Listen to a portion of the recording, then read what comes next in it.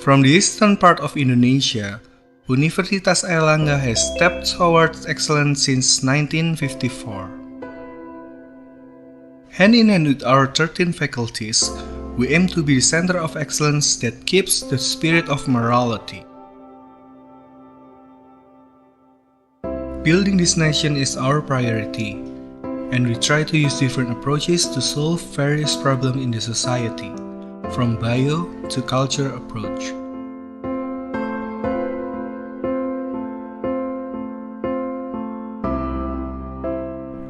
We understand that poverty is still deeply embedded in the society.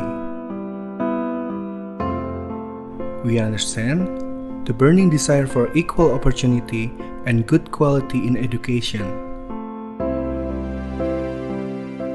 We also understand gender equality is still a problem.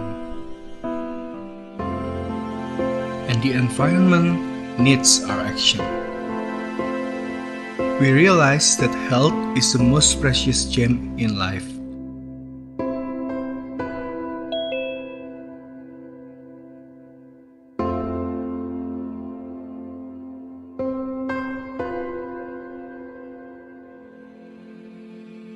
Therefore, we conduct education, research and community service as our contribution in solving existing problems. Health is one of our priorities, thus, we aim to be a national health science center. The Infectious Tropical Disease Research Hospital is conducting various research to accelerate the eradication of diseases.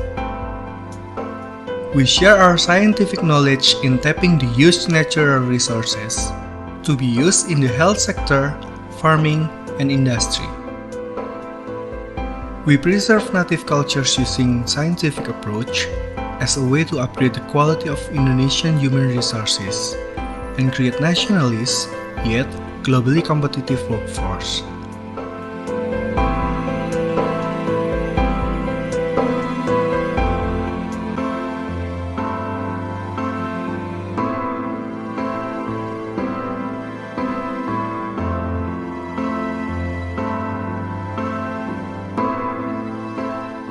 For the future of our generation, we work together with the government to eradicate poverty and give scholarship to improve equal opportunity in education.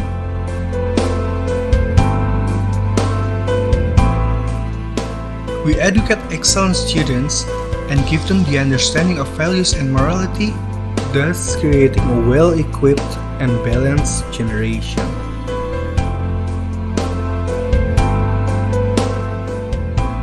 We understand that we should do more global networking and partnership to build our university reputation. We move forward through innovation, and our consistent discoveries in science shape and embrace the world's attention and win international recognition. And today, we have started our journey towards international recognition in academic excellence. We pledge to keep working hard to make the dream come true, a fair, wealthy, and prosperous Indonesia.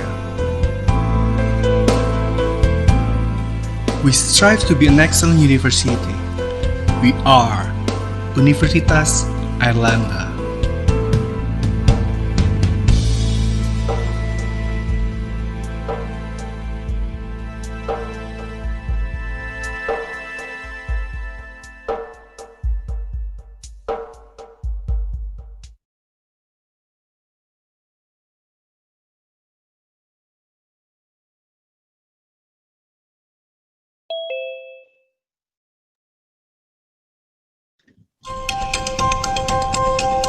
Ilmu pengetahuan dan teknologi selalu mengalami perkembangan demi memenuhi kebutuhan masyarakat. Fakultas Farmasi Universitas Airlangga merupakan salah satu pelopor pengembangan ilmu di bidang sains teknologi kefarmasian dan farmasi klinis komunitas. Dengan kegigihannya, Fakultas Farmasi telah mencetak para alumnus dengan kompetensi unggul, khususnya dalam bidang pharmaceutical care yang berdasar pada moral agama. Sejak didirikan pada tahun 1963 oleh Profesor Dr. Muhammad Toha, Fakultas Farmasi Universitas Airlangga selalu mengembangkan ilmu dan fasilitas penunjangnya. Terhitung mulai tanggal 6 Oktober 1966, Fakultas Farmasi ditunjuk oleh Pangdam 8 Brawijaya, Jawa Timur untuk menempati dan menggunakan gedung bekas sekolah asing di Jalan Kapasari nomor 3 sampai 5 bersama-sama dengan Akademi Wartawan Surabaya dan Sekolah Menengah Farmasi. Gedung dengan luas 769 meter persegi ini terdiri dari ruangan pimpinan Fakultas Farmasi, ruang perpustakaan, laboratorium ilmu resep dan steril, laboratorium kimia farmasi, laboratorium farmakognosi, galenika, fitokimia, ruang perkuliahan, dan ruang aula yang juga dipergunakan untuk perkuliahan. Pada tanggal 17 Agustus 1973, yaitu pada perayaan lustrum kedua Fakultas Farmasi Universitas Airlangga, Rektor Profesor Dr. Eri Sudewo meresmikan gedung Fakultas Farmasi di Jalan Dharma Husada nomor 47 dengan luas sekitar 2.700 meter persegi. Keseluruhan fasilitas cukup untuk melayani sekitar 300 mahasiswa, sehingga penerimaan mahasiswa baru dapat ditingkatkan menjadi 50 hingga 60 orang setiap tahunnya. Dengan fasilitas ini dapat dilaksanakan pengembangan sarana dan peningkatan kegiatan-kegiatan Tridharma lainnya. Kemudian pada tanggal 13 Juli 1985, Rektor Universitas Airlangga, Profesor Dr. Sudarso Joyonegoro meresmikan gedung baru Fakultas Farmasi. Gedung berlantai 3 seluas 9.200 meter persegi ini terletak di Jalan Dharma Wangsa Dalam.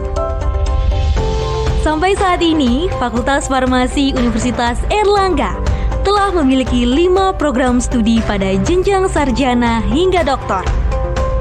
Terakreditasi nasional oleh BAN PT dan LAM PT Kes, bersertifikat ISO 21001 tahun 2018, dan ASEAN University Network Quality Assessment atau AUNQA, serta memiliki akreditasi internasional ASIN mulai tahun 2018.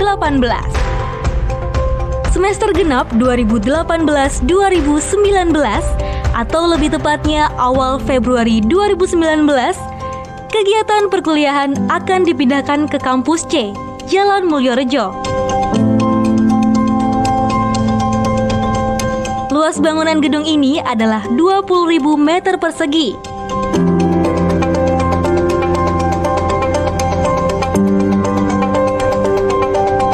Fasilitas ini akan menjawab kebutuhan perkembangan sektor pendukung akademik, khususnya dalam hal sarana dan prasarana.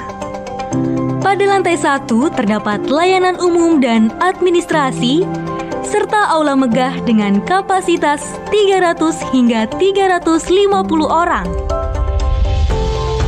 Interior dari aula ini merupakan kontribusi dari alumni Fakultas Farmasi Universitas Airlangga.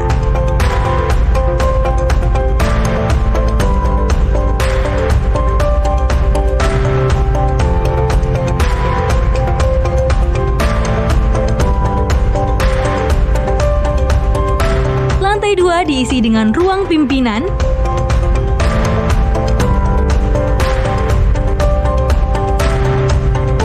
lantai 3 merupakan ruang dosen dan guru besar,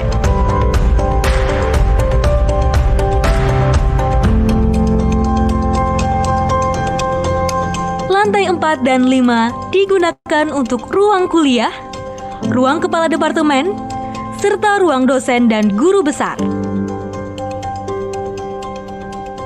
Lantai 6 didesain khusus untuk Computer Based Test atau CBT dan Objective Structure Clinical Examination atau OSCE.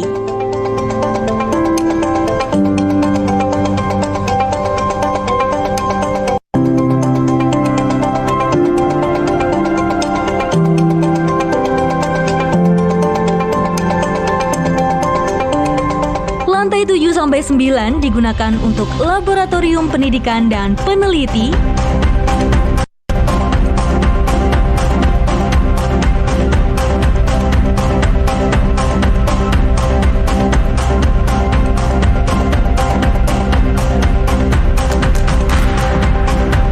Lantai 10 digunakan untuk student center serta laboratorium penelitian dan hewan percobaan. Selain untuk kegiatan akademik, gedung ini juga dilengkapi dengan fasilitas parkir yang lebih luas, musola, serta fasilitas lainnya. Sesuai dengan visi dan misi yang telah menjadi pedoman bagi Civitas Akademika dan para alumni, kami yakin bahwa kami akan meningkatkan mutu dan kualitas pendidikan di lingkungan kampus sebagai kontributor utama Universitas Airlangga dalam mencapai 500 World Class University. Dengan berdirinya gedung baru Fakultas Farmasi Universitas Airlangga, kami bertekad untuk selalu memberikan yang terbaik untuk alma mater dan negara Republik Indonesia.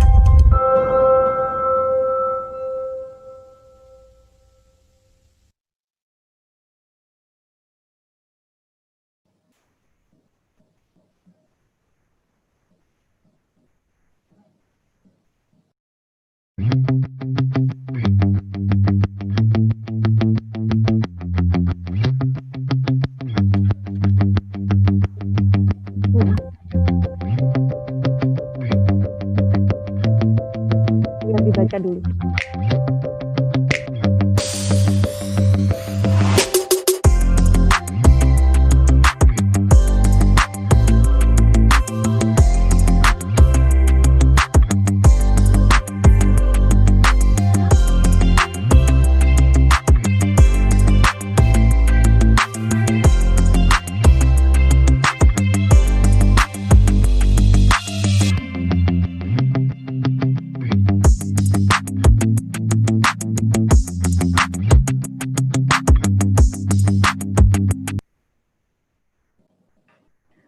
Ladies and gentlemen, International Conference Pharmacy by Subject, ICPS 2020, proudly welcome you. Assalamualaikum warahmatullahi wabarakatuh. Good afternoon, ladies and gentlemen.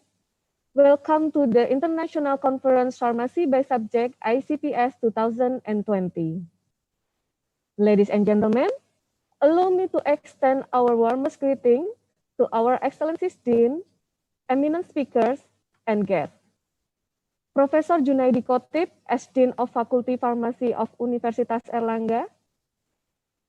The plenary speakers, Professor Ninyo Mantri Puspaningsih, Vice Rector of Universitas Airlangga in Academics, Students, and Alumni. Dr. Vivian Mak from Faculty of Pharmacy and Pharmaceutical Science Education, Monash University, Australia. Professor Helen McCarthy from School of Pharmacy, Queen's University of Belfast, United Kingdom. Professor Surakit Natiswan from Faculty of Pharmacy, Mahidol University, Thailand. Professor, Doctor, all delegates, ladies and gentlemen. A very good afternoon to you all.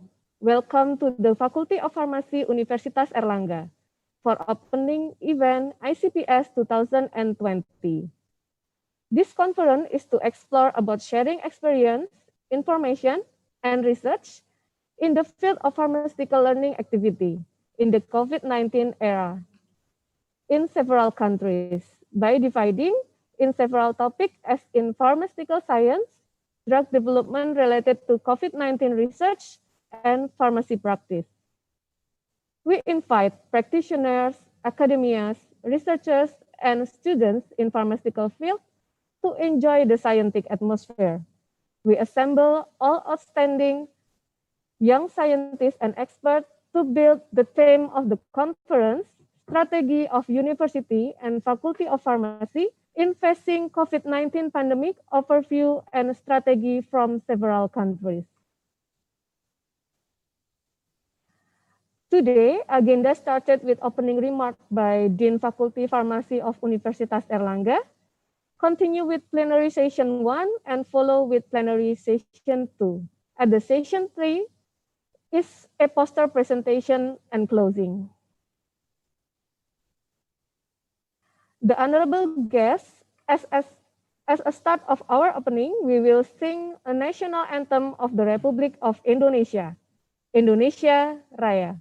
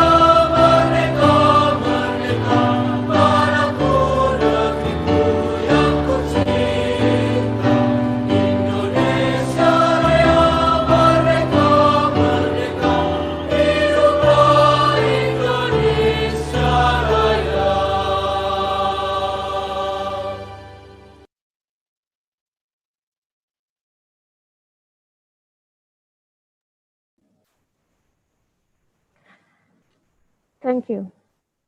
Distinguished delegates, next is opening remarks. I would like to invite Dean of the Faculty Pharmacy of Universitas Airlangga to deliver his opening remark. Professor Junaidi Khotib, time is yours.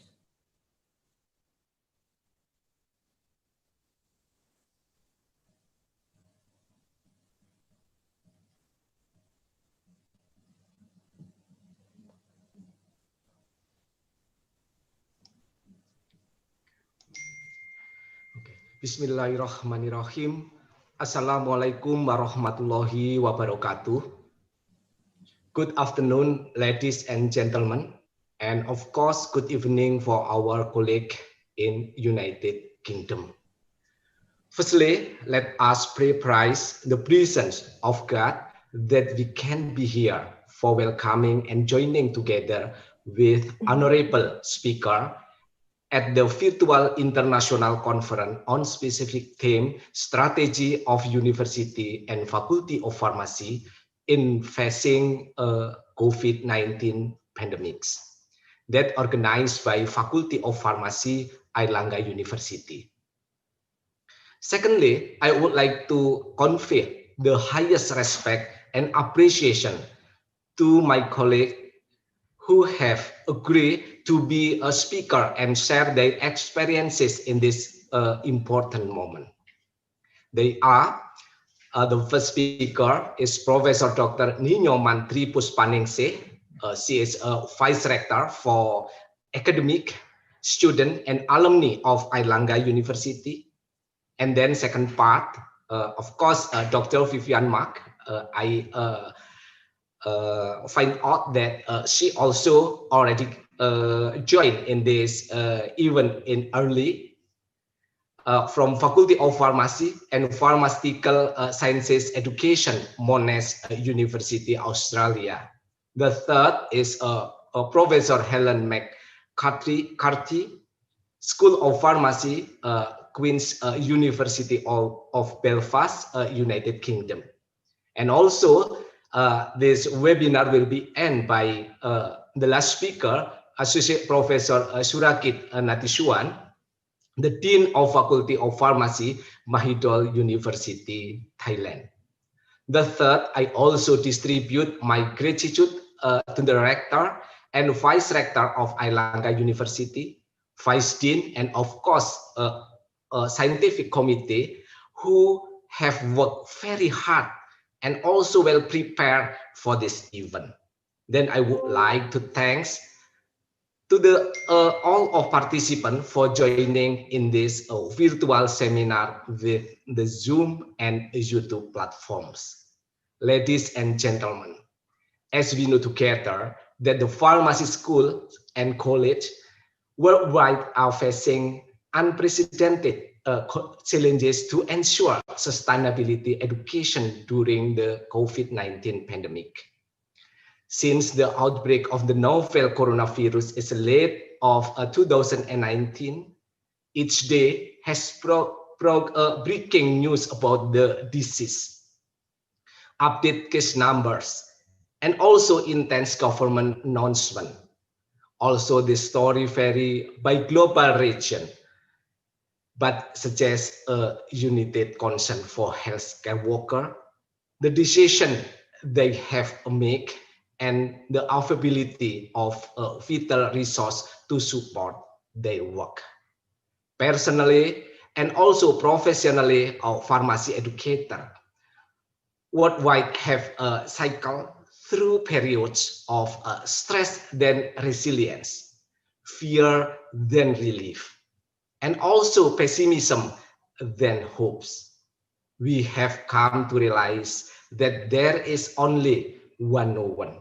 We cannot precisely know what will happen because the limitation and uncertainty in pandemic situation is very complex.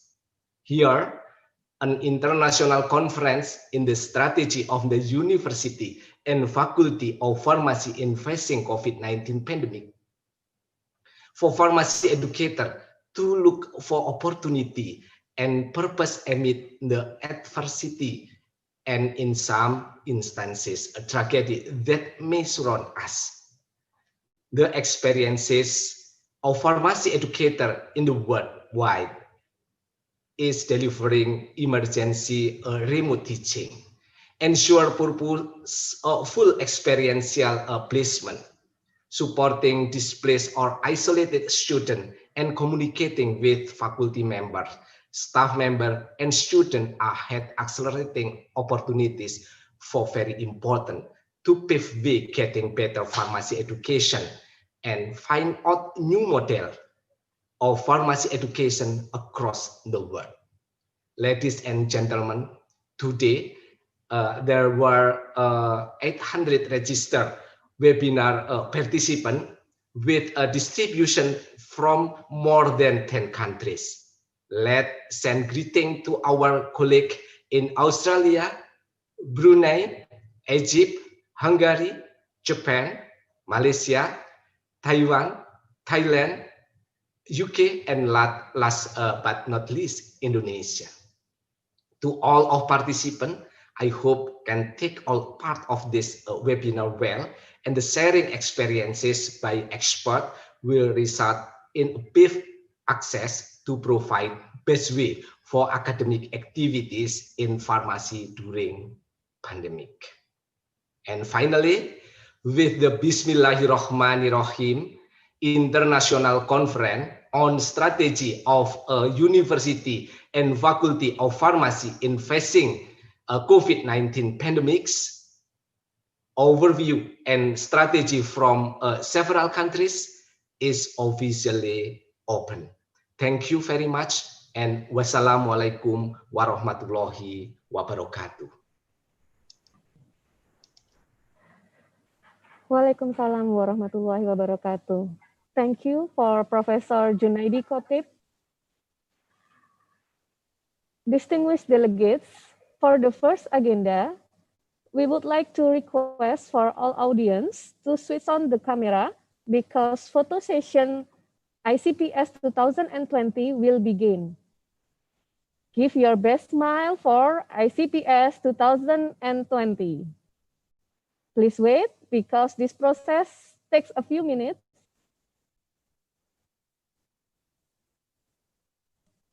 Okay.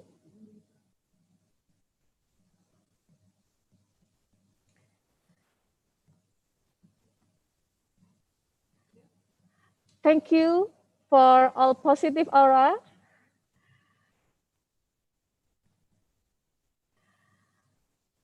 Ladies and gentlemen, announcement for all participants.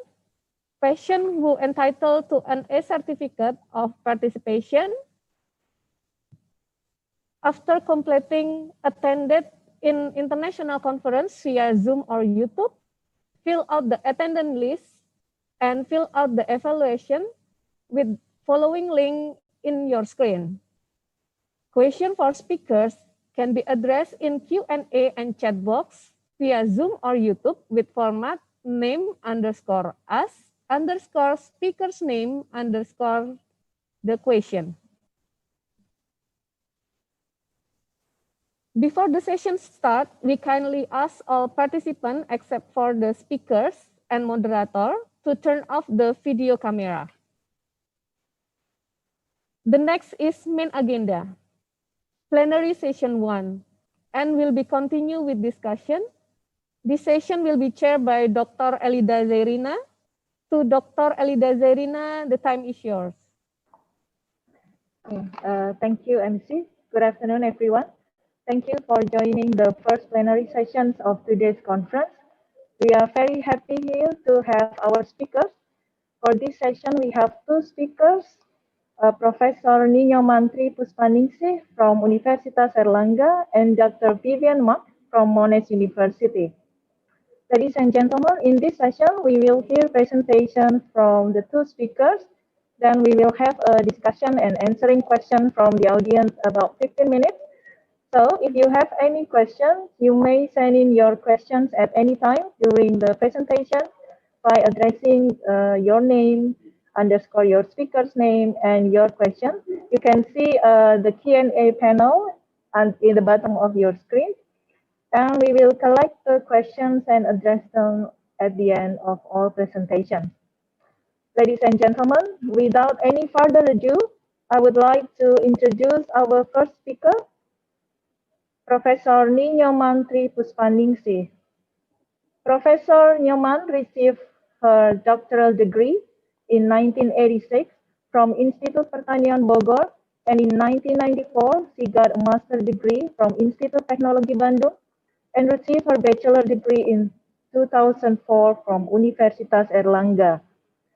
Dr. Nyoman is a professor in biochemistry at Faculty of Science and Technology Universitas Erlangga, and she currently a vice rector in academics, student and alumni at Universitas Erlangga. Professor Nyoman has received several awards and patents, including the formulation of synthetic medium for production of lignocellulose degradation enzyme and Merck patent of exozyme. With that, I would like to ask you to give your full attention to Professor Nino Mantri Puspaningsih and help in welcoming her to deliver her presentation.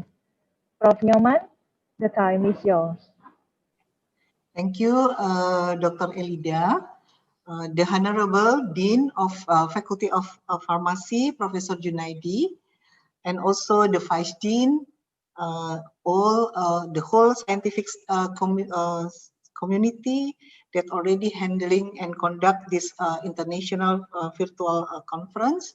And of course, very welcome and the distinguished of the keynote speaker, invited speaker, and also oral presenter today in this very important event with the Faculty of Pharmacy. Assalamualaikum warahmatullahi wabarakatuh. Good afternoon and greeting from Universitas Erlangga. Of course, also greetings always for our healthy. So today, this afternoon, on behalf of Universitas Erlangga, I would like to share what we are already done in Universitas Erlangga, also still going to doing our activity during the pandemic of COVID-19. So I would like to share my presentation.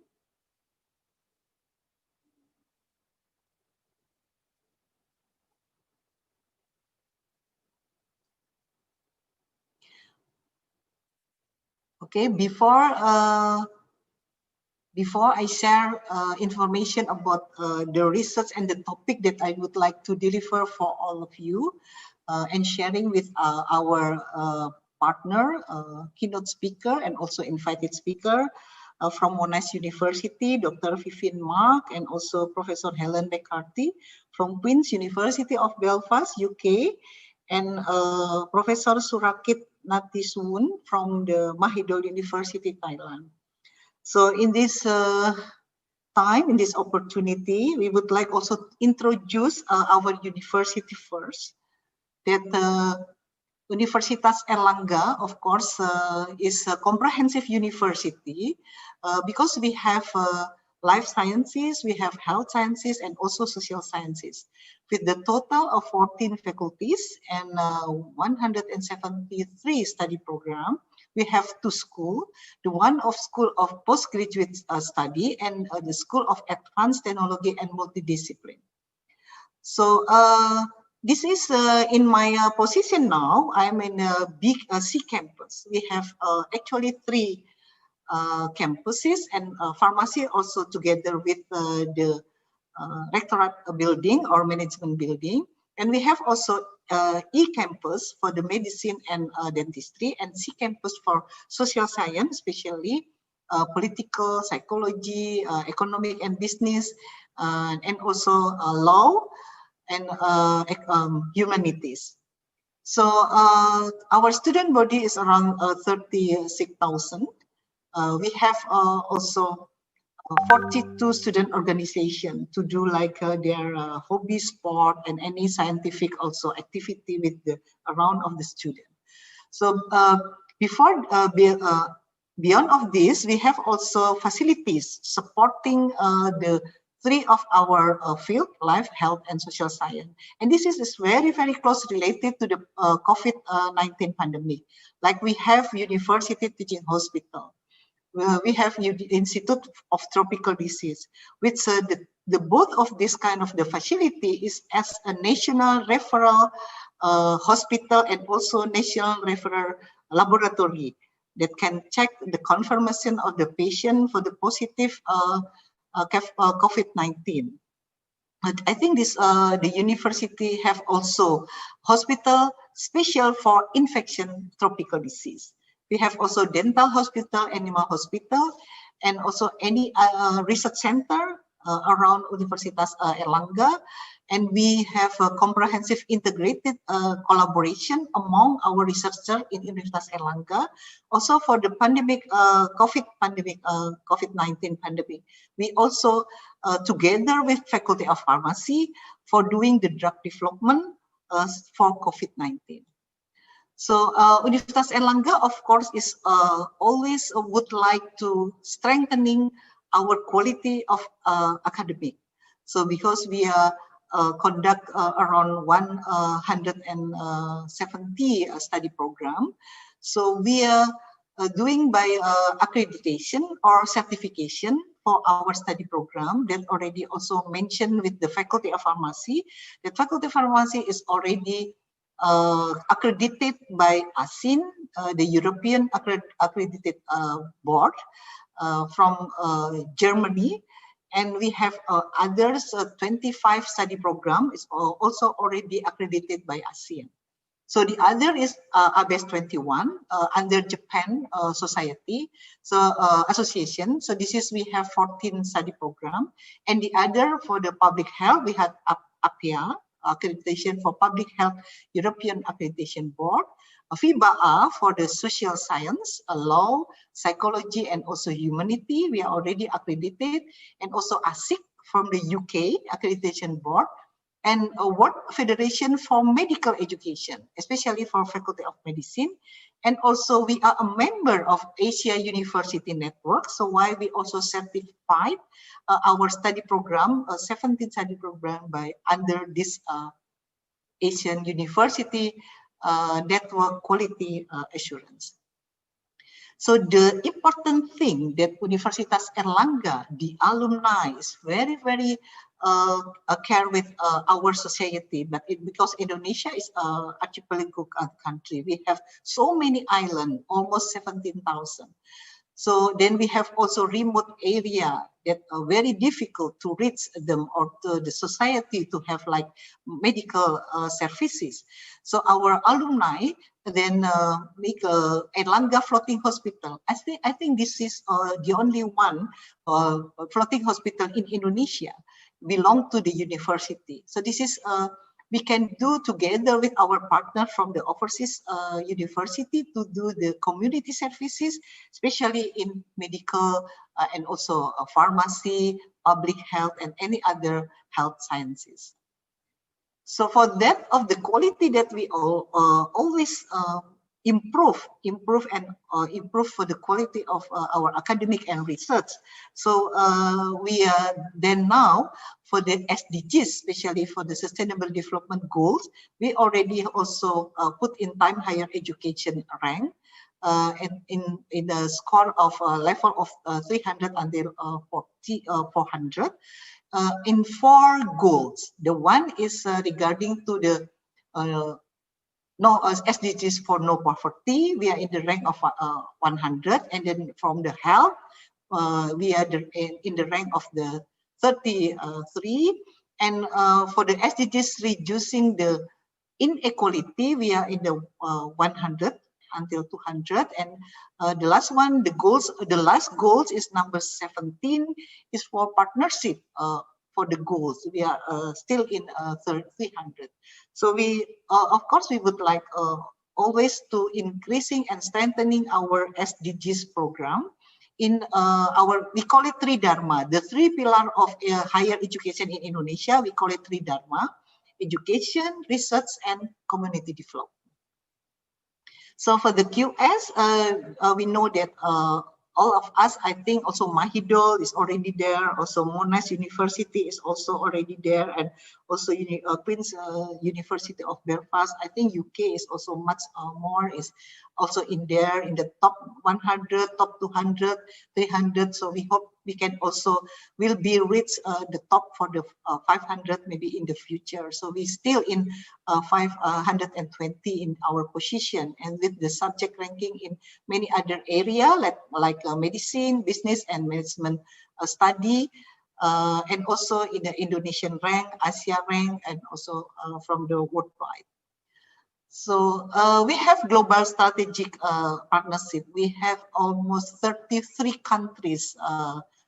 Our partner come from the 33 countries with around 242 partnership from 185 universities.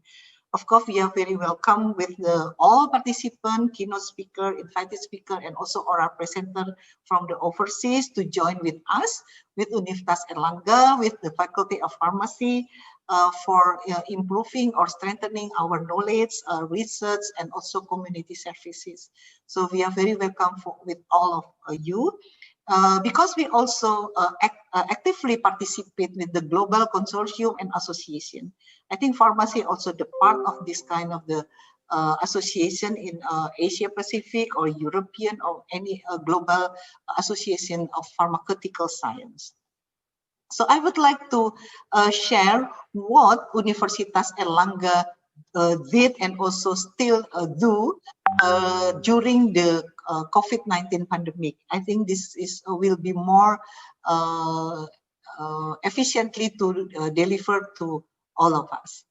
I hope that you can see all of this video. Can you see Dr. Elinda? Yes, we can see. Okay, thank you. Pandemi COVID-19, tentu kami dari Universitas Erlangga sudah mengantisipasi dan menelurkan berbagai macam kebijakan. Salah satu kebijakan yang sudah dalam minggu kemarin diterapkan adalah mahasiswa akan melakukan seluruh proses belajar mengajar itu dari rumah. Kita akan mendeliver semua hal berkaitan dengan proses belajar mengajar.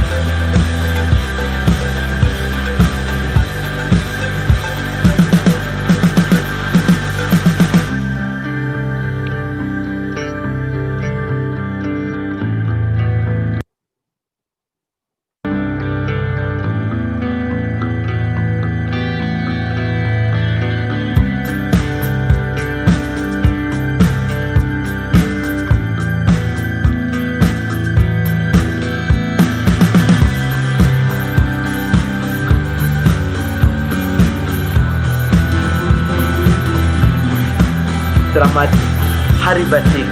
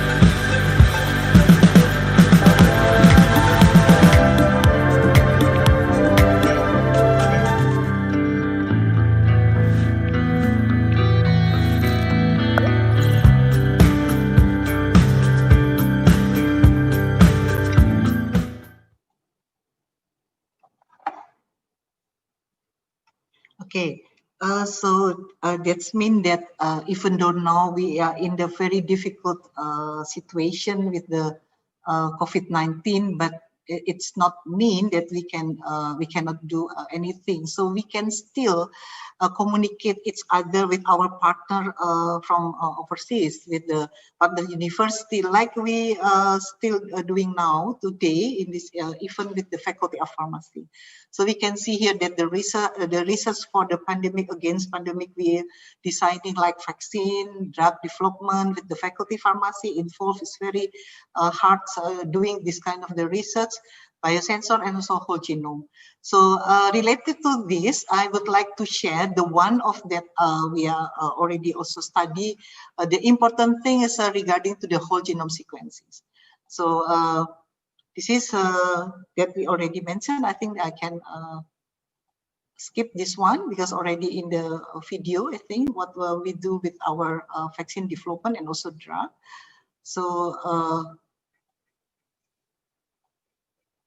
so this is the topic that I would like to share with all of you regarding to the what we done.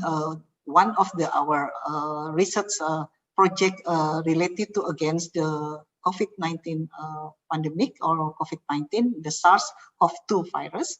So the mystery of Indonesian spike SARS variant. I think this is not only in Indonesia, because they are more spread in Europe, as I know, and then still also reported in the G7. But why Indonesia? Because we found in our city in Surabaya. So in this area of the COVID, I would like to just sharing. I think all of you is already know the SARS-CoV-2 genome is this is a part of the RNA genome, the viral, and this is the sense of the RNA virus and also positive. So we can see here that the compartment of this virus is very important. Is the spike.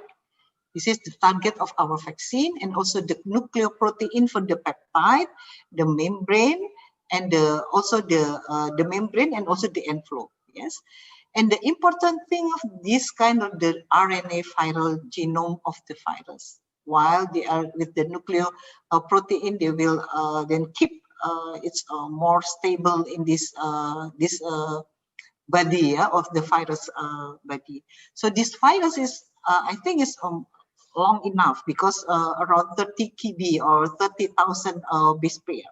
And then we can see the map of the genome of the virus, this kind of the SARS-CoV-2 virus. We can see here the important thing of this kind of the sequence, the gene encoding the spike, the envelope, the membrane, the nucleoprotein. And don't forget also in this open reading frame of the 1A and 1B, they have two important protein, the main protease and also RNA polymerase. And the other of this kind of the spike is very important too, in fact, of our the human host. Yes. So before I sharing about the mystery of the mutant or the variant that we found in Surabaya, especially, we are very interested to study more detail about this interaction of the protein with the protein of the virus and the host. So if we look for the GSET in the global database, we can see that the SARS-CoV-2 genome now is already submitted around 146,000 viruses. So it's not so really high compared to the amount or total of the positive patient confirmation with this COVID, but at least we can study regarding to the 146,000 virus about their genome, about their mutant, about the impact of the mutation or the variant, and then the spreading of this kind of the strain to all over the world. So, and we are focusing in Indonesia. So when we can see and compare with like the first Indonesian positive confirmed with the COVID-19 is last March 2nd. This is the first Indonesian infected by the COVID-19.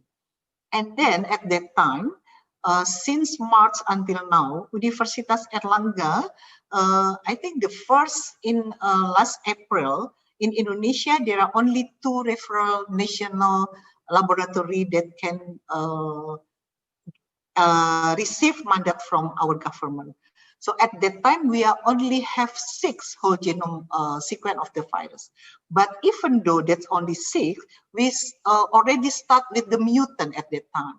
So the patient we collected in March, they already have 2-point mutation. It's very interesting to study.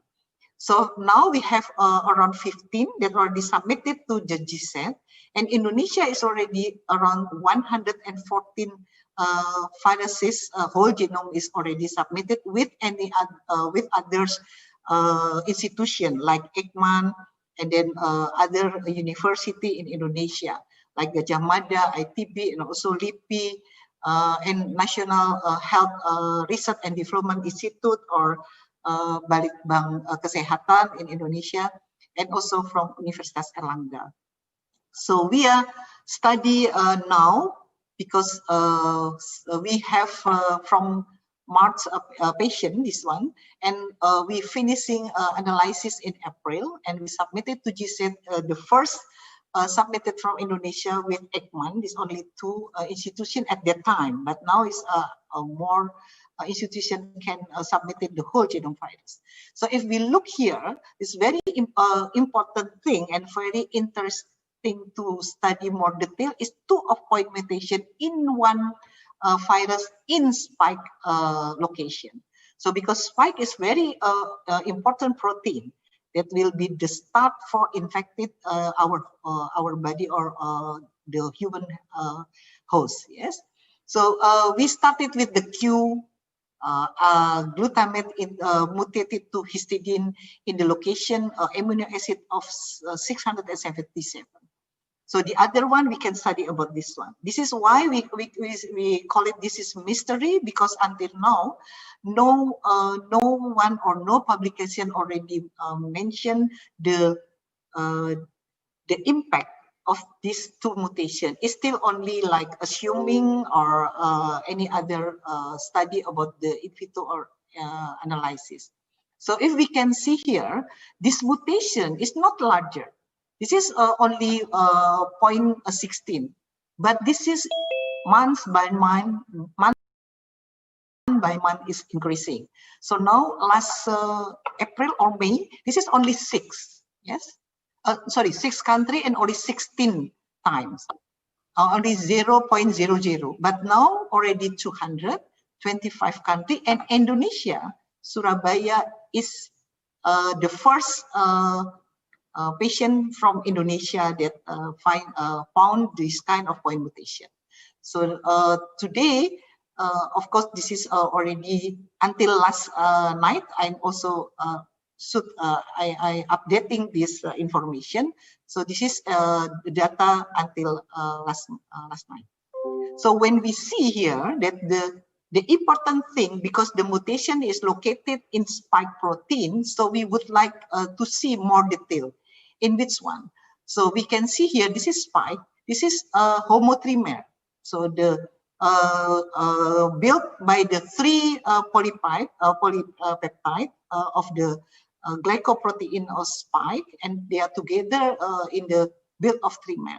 So if we can look here, this is the one of the receptor binding domain. This is that the binding with the H2 receptor in a human shell. Yes. And then what is the part of, if we take the one monomer of the spike, we can take, this is the part of this map of the spike. We can see here, the important thing is the green one. Yeah, because this one that attack to the receptor of human, so H2. So this is the important thing. But don't forget that in this all area is will be important, because will be splicing of the subunit 1 and subunit 2. So who will splice this kind of the one spike to becoming 2 subunit? And the S1 will be infected, attack or bind the receptor, but the S2 will be fused with our host or human protein.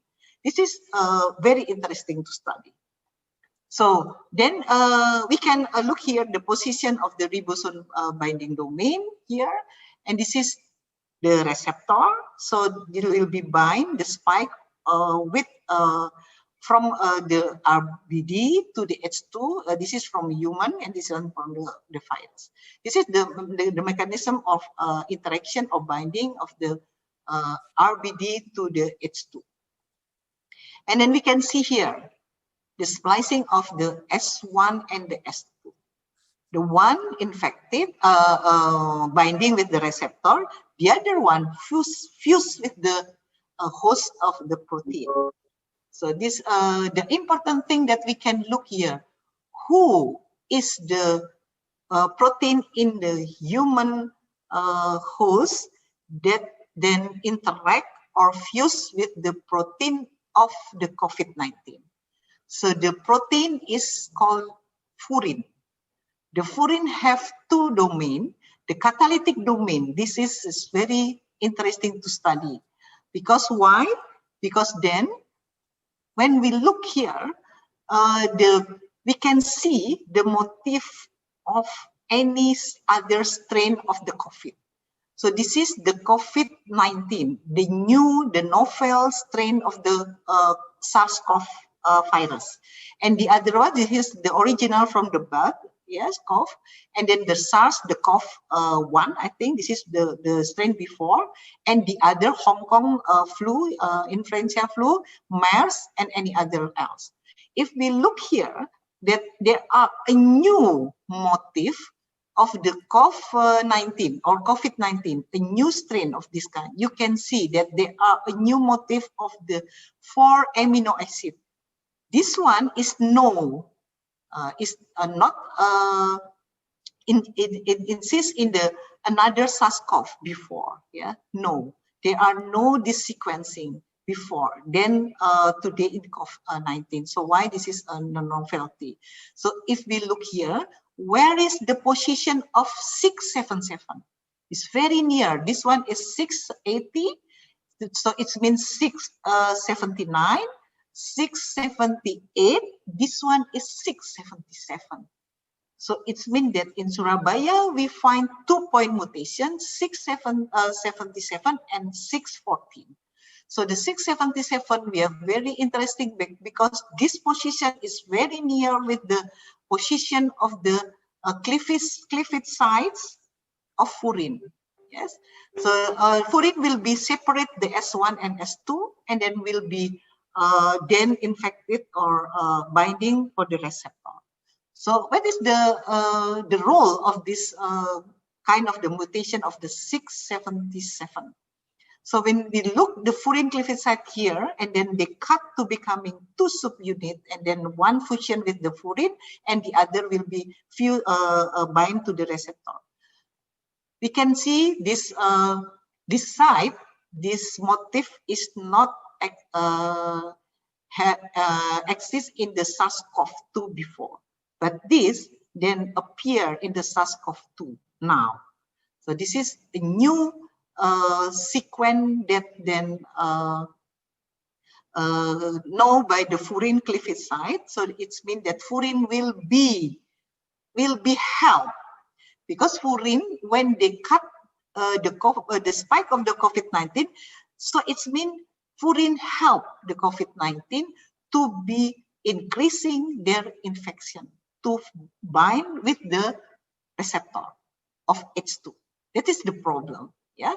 And then why then this is become more important, because the 677 is in here. So what happened then?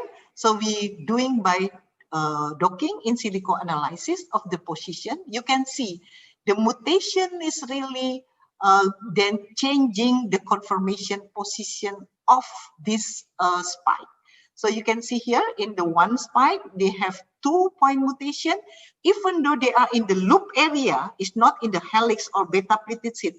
But this is a very, very important, because it will be different in the conformation that we do for this study. And we are do also now in our laboratory to block the 2-point mutation to check more faster how many patients in Surabaya infected by this kind of the strain with 2-point mutation. We do that also in our laboratory.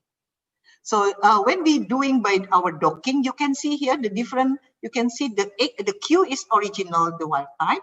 They have the energy of the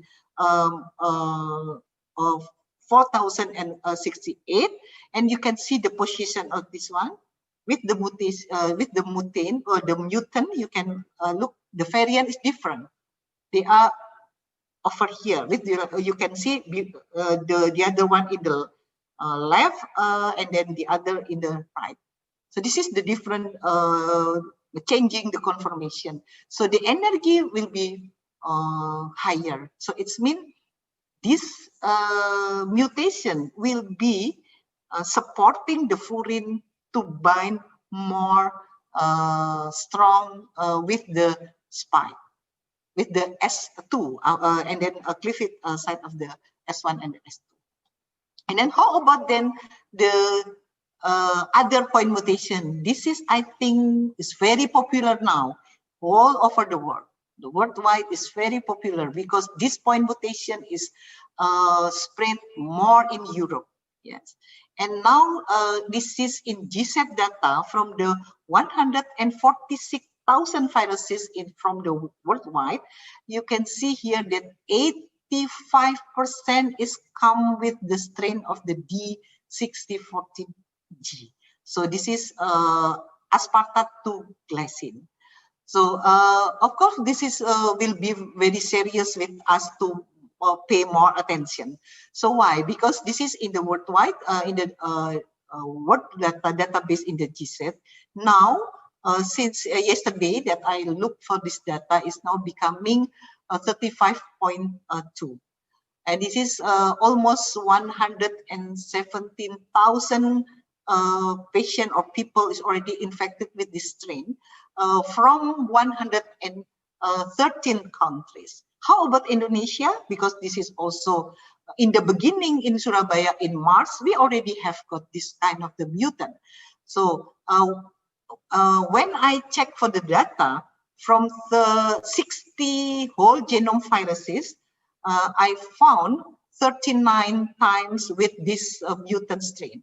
So it's mean in Indonesia around 65% already infected with this kind of the strain.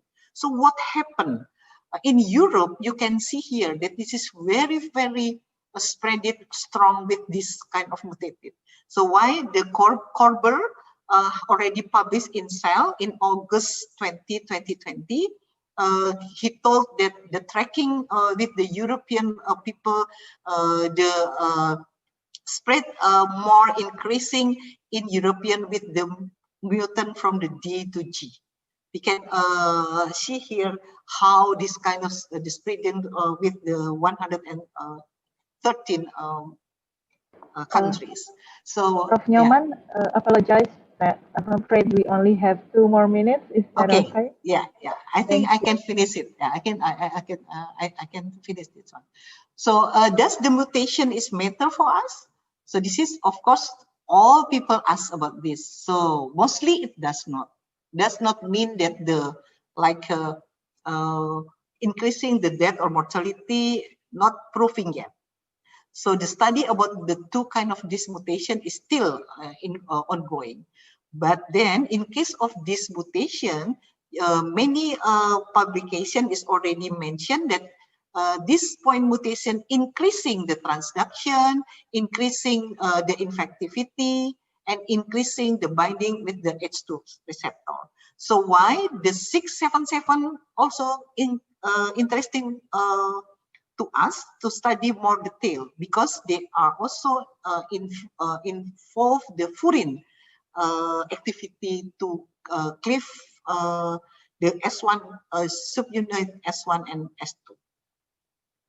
So this is the position of the D6C14, yeah, and this amino acid is helping formation of the trimer, because we know that the spike is a trimer, homotrimer protein. So this amino acid at this position is very also support or help to formation of the trimeric of the spike. Thank you. I think that's all that I think we can discuss. This is the mystery of the 2-point mutation in this international conference regarding to against COVID-19. Thank you, Dr. Elida. Times is yours now. Thank you very much, Prof. Nyoman. Ladies and gentlemen, we will have the discussions after all the presentations from the 2 speakers. And now we are moving to the next agenda. And I'm very pleased to introduce our second speaker, Dr. Vivian Mak, a special guest from Australia. And she will also will sharing a talk with her students, Ms. Yani Liu from Monash University. Dr. Vivian is a registered pharmacist with academic experience in both Australia and Malaysia. She has a background in community pharmacy. She received her PhD in 2012 and her Bachelor of Pharmacy honors in 2006. She also had a graduate certificate in higher education in 2016 and a Master of Business Administration in 2018. She has led numerous research projects covering aspects of new models of pharmacist practice, pharmacy workforce and innovations and education. And she also the simulation lead for the vertical integrated masters at the Faculty of Pharmacy and Pharmaceutical Sciences at Monash University, that is including a contribution to the OSCE program and My Dispense Technology. She has attracted research funding from competitive funds, the government, the internal grants, and industry grants as principal investigator in both Australia and Malaysia.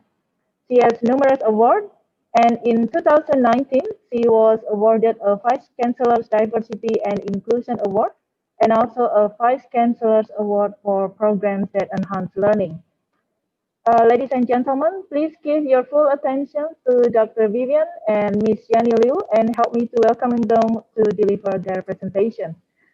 Vivian, the floor is yours. Thank you. Thank you. I'm assuming you can see my slides fine, Alida. Yes, we can see clearly. Thank you. All right, so first of all, thank you very much to the University of Erlangen for the invitation to speak at this virtual conference. As mentioned, I'm the simulation lead and also a faculty member at the Pharmacy and Pharmaceutical Sciences at Monash University. I'm also very happy to be here to speak about some of the strategies that we've implemented to adapt our teaching and learning during COVID-19. I believe everyone's doing an amazing job globally, moving towards remote online learning. And as mentioned by Dr. Elida, I'm also pleased to introduce to you later on in the presentation a special person I've got with me, who is a student of mine at Monash, and she'll be sharing with you as well some of her experiences in learning during this pandemic as well. So firstly, I just want to acknowledge, the things that I'm presenting today is not just an individualized effort. It is a team effort, and this is the team that I work with, and it's an amazing team, some of which are who are on the call as well.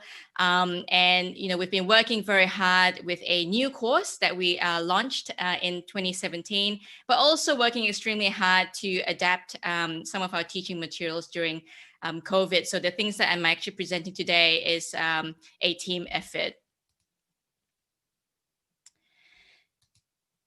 So even before COVID-19, we acknowledged that healthcare isn't necessarily as good as it can be, and that education has an ethical responsibility to change that. Hence, at Monash, we have a new course, as I mentioned, that we launched in 2017 called the Vertical Integrated Master's Course. And we aim to do just that by improving healthcare through education, one pharmacist at a time. And one of the ways of how we do just that is with a model that we developed called the DEAR model, which stands for Discover, Explore, Apply, and Reflect. And in Discovery, students do preparatory work that is structured and self-directed. So you may have heard of flipped classrooms or active learning. Then they come to lectures to explore what they've learned. And these lectures are no longer didactic in nature, and they're extremely interactive. They will then apply what they've learned and explore furthermore in small group workshops with a trained facilitator. And they also have what we call a skills coaching program, where they submit reflections and also meet skills coaches about 3 times a semester, or in total about 6 to 7 times a year. And the reason why I bring this up is because this model is great, but it requires a lot of interactive activities and interaction. So when lockdown happened during COVID, we weren't specifically sure of how to still achieve this remotely, and especially doing it online. So you can see that I've actually highlighted, things like interactive lectures, workshops, and skills coaching, where it requires a lot of face-to-face interaction. I guess the good part of the DEAR model is that a lot of the self-directed work was already developed, but the challenge was still around the interactivity. So what we've managed to achieve during the pandemic was to maintain the DEAR model with remote online learning. And if you're not aware, in Melbourne, we're still in lockdown. We've been in lockdown since March. So I haven't really seen the sun very much, but we've been in lockdown since March, and hopefully things will get better over time. So I'm going to go through each component, and these are some of the strategies that we've put in place. But this is an example of the DEAR model, and this is what students see on a weekly basis. And everything you see here is on our learning management system. We use Moodle. I'm not too sure what you use in your university. You could be using Blackboard or Sakai, but Moodle is the learning management system that we use. And the students get weekly topics, and by providing a structured weekly model, the students were able to follow this quite easily, even though they were doing this remotely online. So as you can see, the discovery material, so the preparatory material that they do is usually done on a specific day. For example, this one's on the Monday, which they will have a dedicated time to just do their pre-learning material. They do interactive lectures on Tuesday. And I'll talk about this in a little bit more detail, but these are done asynchronously, which means that they do it in their own time. The online workshops are conducted usually on a Wednesday and a Thursday every single week. And this is live over Zoom, and we do this synchronously. And we have a live lecture that we do over Zoom, like a webinar, like what you're doing now, which we call the Close the Loop on Fridays. So I'm going to go through each component with you and describe a little bit about what we do in each. So as mentioned, as part of Discovery, they do receive preparatory material. And this is an example on their learning management system where they get curated text to read. They do get some videos, but also there's some interactive activities where they might receive some immediate feedback from doing these. After watching a video, they might get some questions to ponder over or think about before they come to their interactive lectures. So in the interactive lectures, we call them interactive, and the question that I get asked a lot is how can recorded lectures be interactive? And I'll explain to you a little bit how we do this. So these ones are done asynchronous, which means that they have been pre-recorded and students can do this in their own time. This is mainly to provide flexibility for the students, especially for those who have poor access to Wi-Fi, so that they're not relying on every single teaching material or learning material to be done online synchronously. But also we have a lot of students who are currently unable to return to Melbourne. So time zones may be an issue if you're doing it at a certain hour. So I know with the organizers today, we're trying to work out what time I'm supposed to dial on. So just even our times changed last week. So struggling to even work out what times to dial on was a bit of a challenge. So, so that not all teaching material has to be done synchronously for them. So the interactivity component comes mini lecture clips with activities of embedded throughout. So the example here is a topic that I teach around cultural competency in pharmacy. So you might get a less than a 5-minute introductory video. Then they'll move on to an activity where they might provide their comments or feedback, or maybe get some multiple choice questions that they answer, and then proceed to a feedback video where we discuss what an ideal response would be. So because of the pandemic, we also try to include current issues. So in this example about cultural competency, we included examples around cultural tolerance during a pandemic and having empathy to deal with situations such as these. So the students felt like they were learning something that was applicable, that was current. We've also incorporated various tools, as you can see at the bottom here, to increase engagement. So the bottom picture shows an example of a tool that I recently used called Padlet.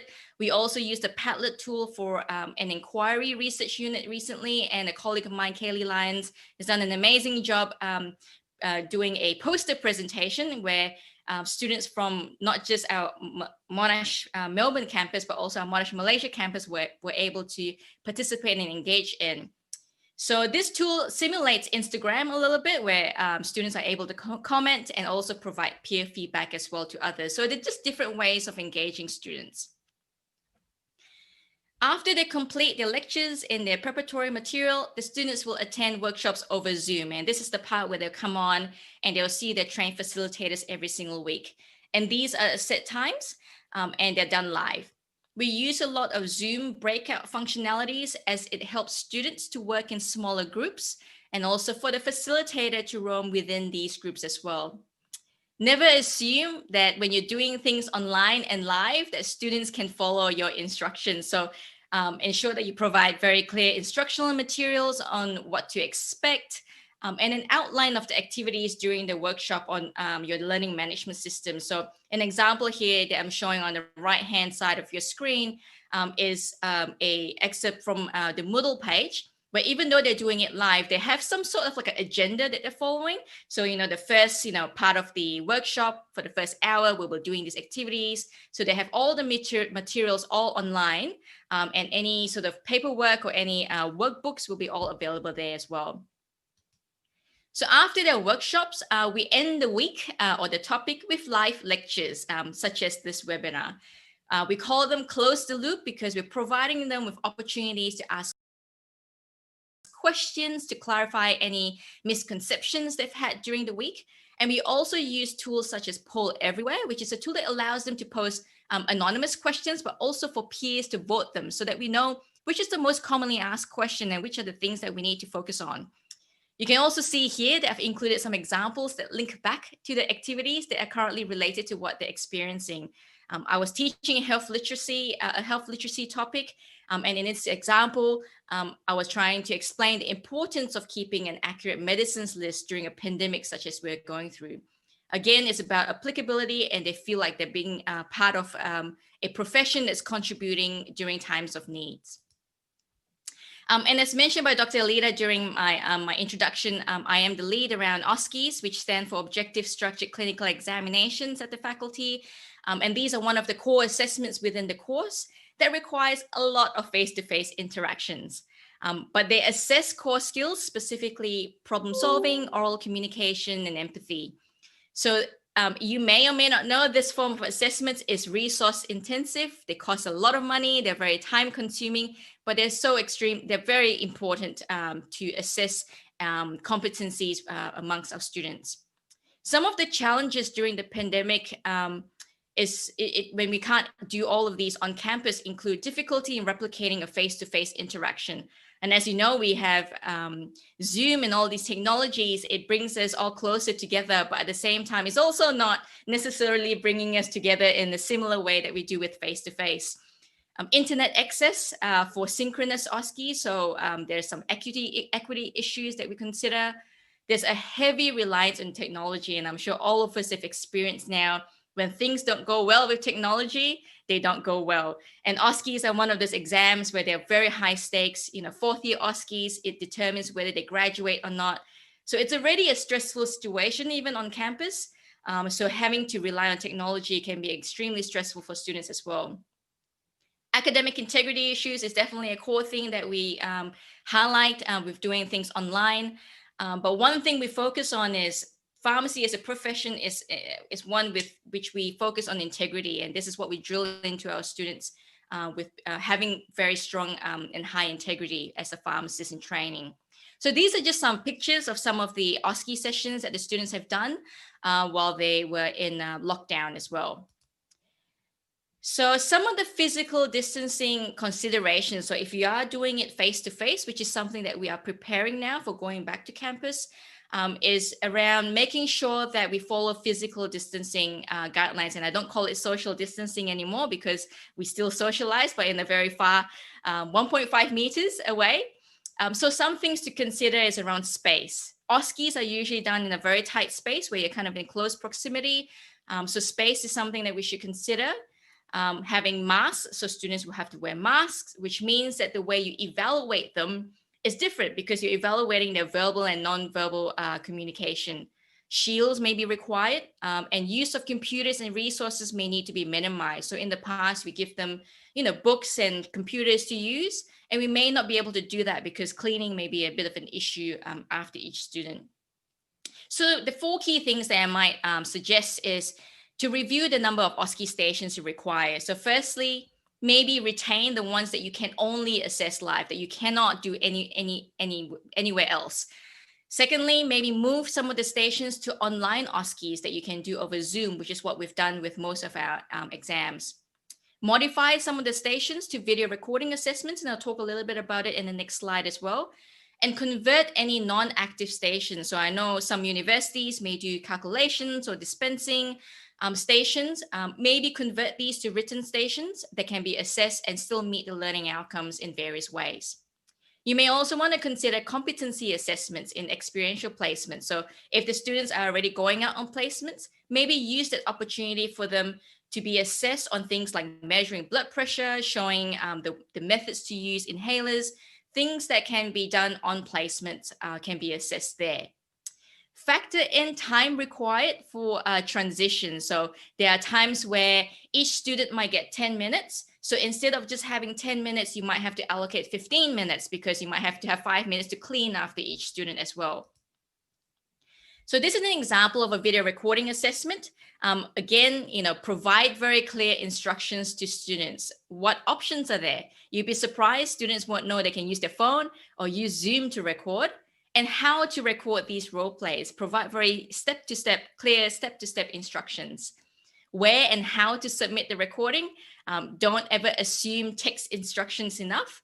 Having said so, this semester I gave text instruction. I also gave a video instruction, and you always still have that maybe that 5 to 10 students who are somewhat astray and still struggle a little bit. And the main thing is be patient, be kind to them. I mean, some of the first year students have never really used, computers or learning management systems before.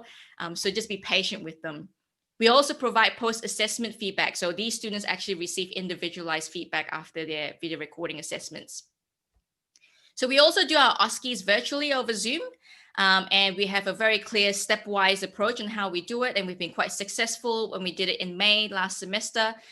So we did them over Zoom and we used breakout rooms. And there's quite a structured process to doing it. However, from learning from last semester, we've decided that we're going to use individualized Zoom links instead of breakout rooms because we can't actually see what happens in the breakout rooms. So we've learned from that past as well. So you can see some of the moving pictures that you've got on screen is a video that we've developed that shows the students the whole process. And if you are interested, by all means, shoot me an email. I'm happy to share that Vimeo link with you as well. And you might be able to develop your own. When we did our OSCEs in May, we were very worried about student experience. I think as academics, we always worry about whether we're doing enough. Am I doing a good job? But as you can see in the quotes there, these are quotes that students gave us after the virtual OSCE. They were very appreciative of the work that we did. They knew we were working very hard. They were very empathetic with the situation. We also had a student that said, I'm so glad that I still got to do it, that you didn't just remove it from the course. We also had a student that said, this is such a great opportunity for me to learn telehealth and to learn how to interact with people over Zoom. And finally, I just want to introduce to you our dispensing program, or our simulation. I shouldn't call it dispensing because we use it more than dispensing now. It's a simulation that's developed by Monash University and our faculty. It's called My Dispense. It's designed to simulate learning and teaching environments to help students develop the skills and competency they need for as a pharmacist in training. We developed this in the early 2000s because we had large class sizes. We couldn't manage space and also staffing, but it's come in handy during this time of need. I'm happy to say that before we went to the pandemic, we had about 50 universities around the world, majority from the US, using it. But now we're up to about 190 universities globally using our simulation. It is a free simulation, so if you're interested, by all means, you can also contact us, and we can give you a test account to try as well. So enough from me. I would like to introduce to you my first year student. Her name is Miss Yani Liu. She is an amazing student. I'm sure you'll see her in the future, and she might come back and give presentations to you as well in years to come. But she's going to be sharing with you her perspective and her thoughts of learning during the pandemic. So I'm going to pass it over to Yani. Thank you so much for the introduction, Dr. Vivian Mack, and also thank you so much for the invitation to today's conference at University Erlangen. For me, this year has been an interesting roller coaster ride. It has been full of ups and downs, unexpected twists and turns. Yet despite the changes of my first year of university being completely virtual, I've been able to embrace the changes, overcome challenges, build resilience, discover the power of human connection, practice empathy, and really enjoy the ride. From a student perspective, I will be elaborating on interactive lectures, weekly webinars, skills coaching, OSCEs preparation, extracurricular activities, challenges, and lessons learned. As a first-year domestic pharmacy student at Monash University, I initially found this year, like many students, regardless of being domestic or international, to be challenging as remote learning became our new reality.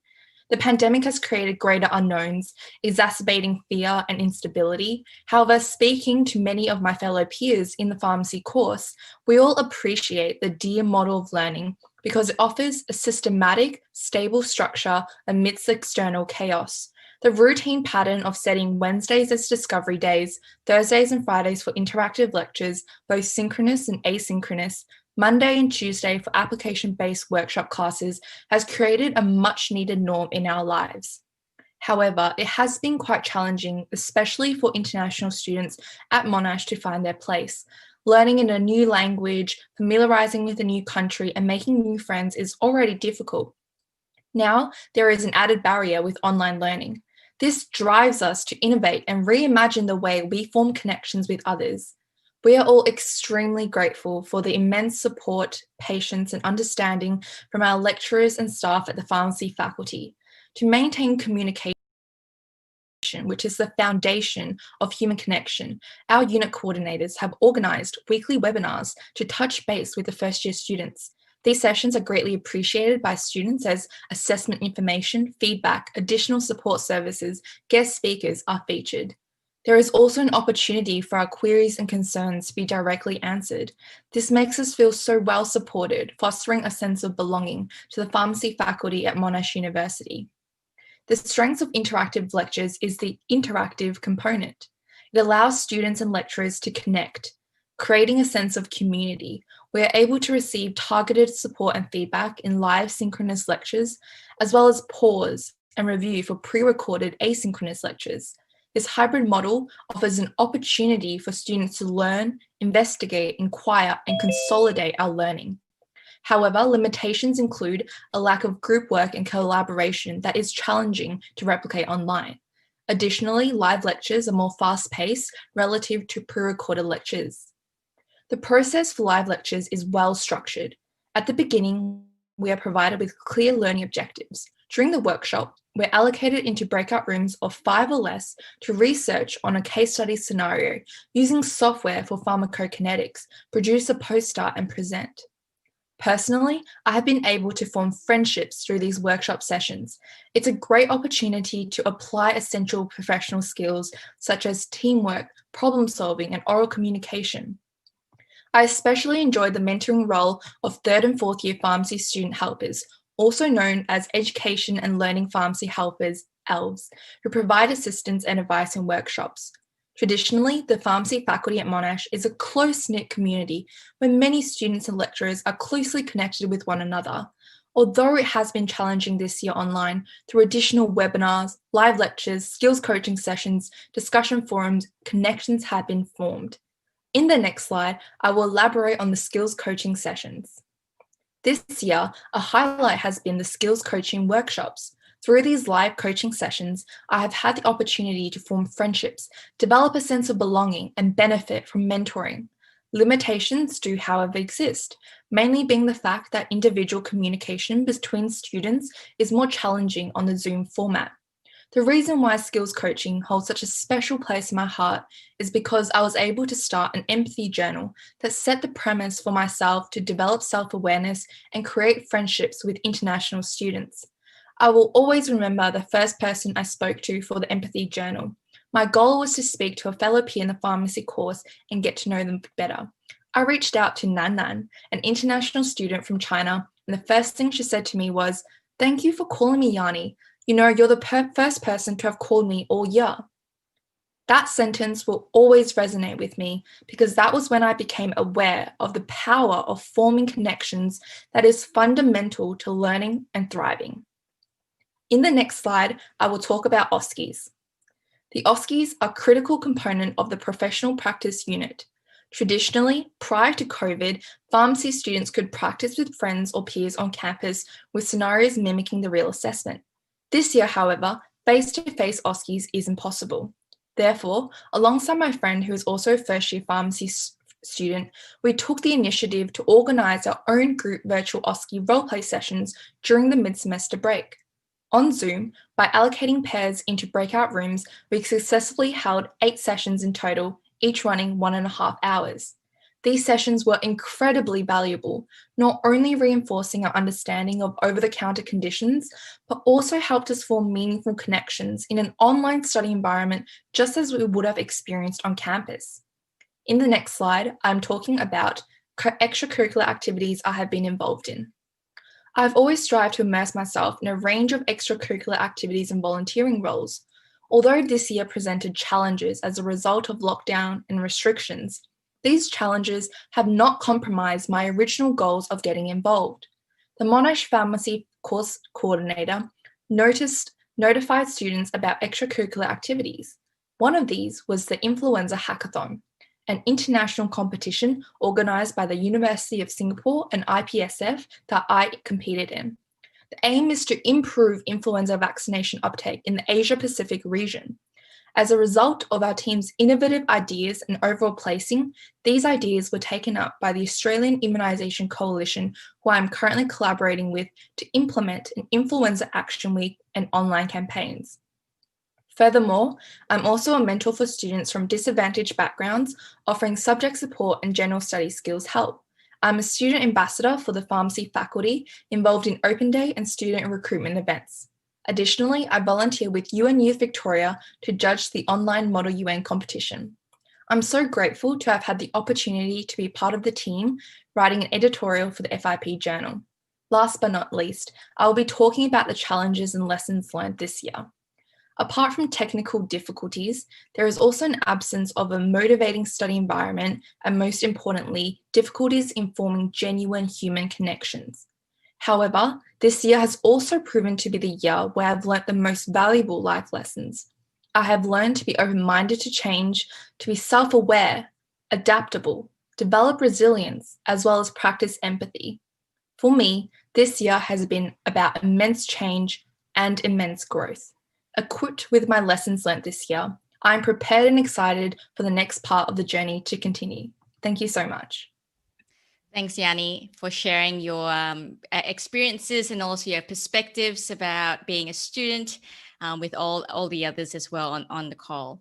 So I guess some final reflections before I finish off the presentation is, firstly, I talked a little bit about before is to be kind to students. And I think, especially students like Yanni, who's first time at university, only been on campus for a day, can be quite difficult because sometimes it's quite easy to sit in the class and speak to your friend next door and say, well, I don't really understand what Vivian's just told me. Can you explain this to me? But even as a staff member, I can't just walk down to another colleague's office and knock on a door and ask a question. It seems to be a lot more things involved where you have to organize a Zoom meeting, make sure you find a suitable time and dial on. So be kind to students, but most importantly, be kind to yourself. And I think that's something that I'm also still learning, that we work very hard and we forget as well that we're working overly hard, that we need to be also very kind to ourselves. Technology will help. And like I said, it's bringing us all closer together, but also not necessarily closer together. And we rely on technology a lot. And it's great, but it's also got its challenges, as what Yanni's mentioned. Innovate versus eliminate. So we're not asking you to get rid of materials, but to innovate on how we can do things quite differently. And a good example would be things like OSCEs, where students are actually telling us now, maybe it's good to have a bit of a hybrid, some online to teach us more of a telehealth, but also still retain the face-to-face component. Teamwork is really important, and that's teamwork within me and my colleagues. We've been working very hard, but we definitely look out for each other and help each other out whenever we need. But also teamwork with our students. Students are also teaching us a lot of things about resilience. And last but not least, I just want to say everyone is doing a great job. You're doing an amazing job. And I think as academics and as faculty members, we tend to be very hard on ourselves in achieving and striving for excellence. And I think, it's very difficult times. And I just want to say that, my team, especially, and my colleagues, they're all doing an amazing job, and also everyone globally as well. And we're very proud in seeing how pharmacy education has innovated over this whole pandemic, really. So thank you very much for inviting us. And I'll pass it back to you, Dr. Elida.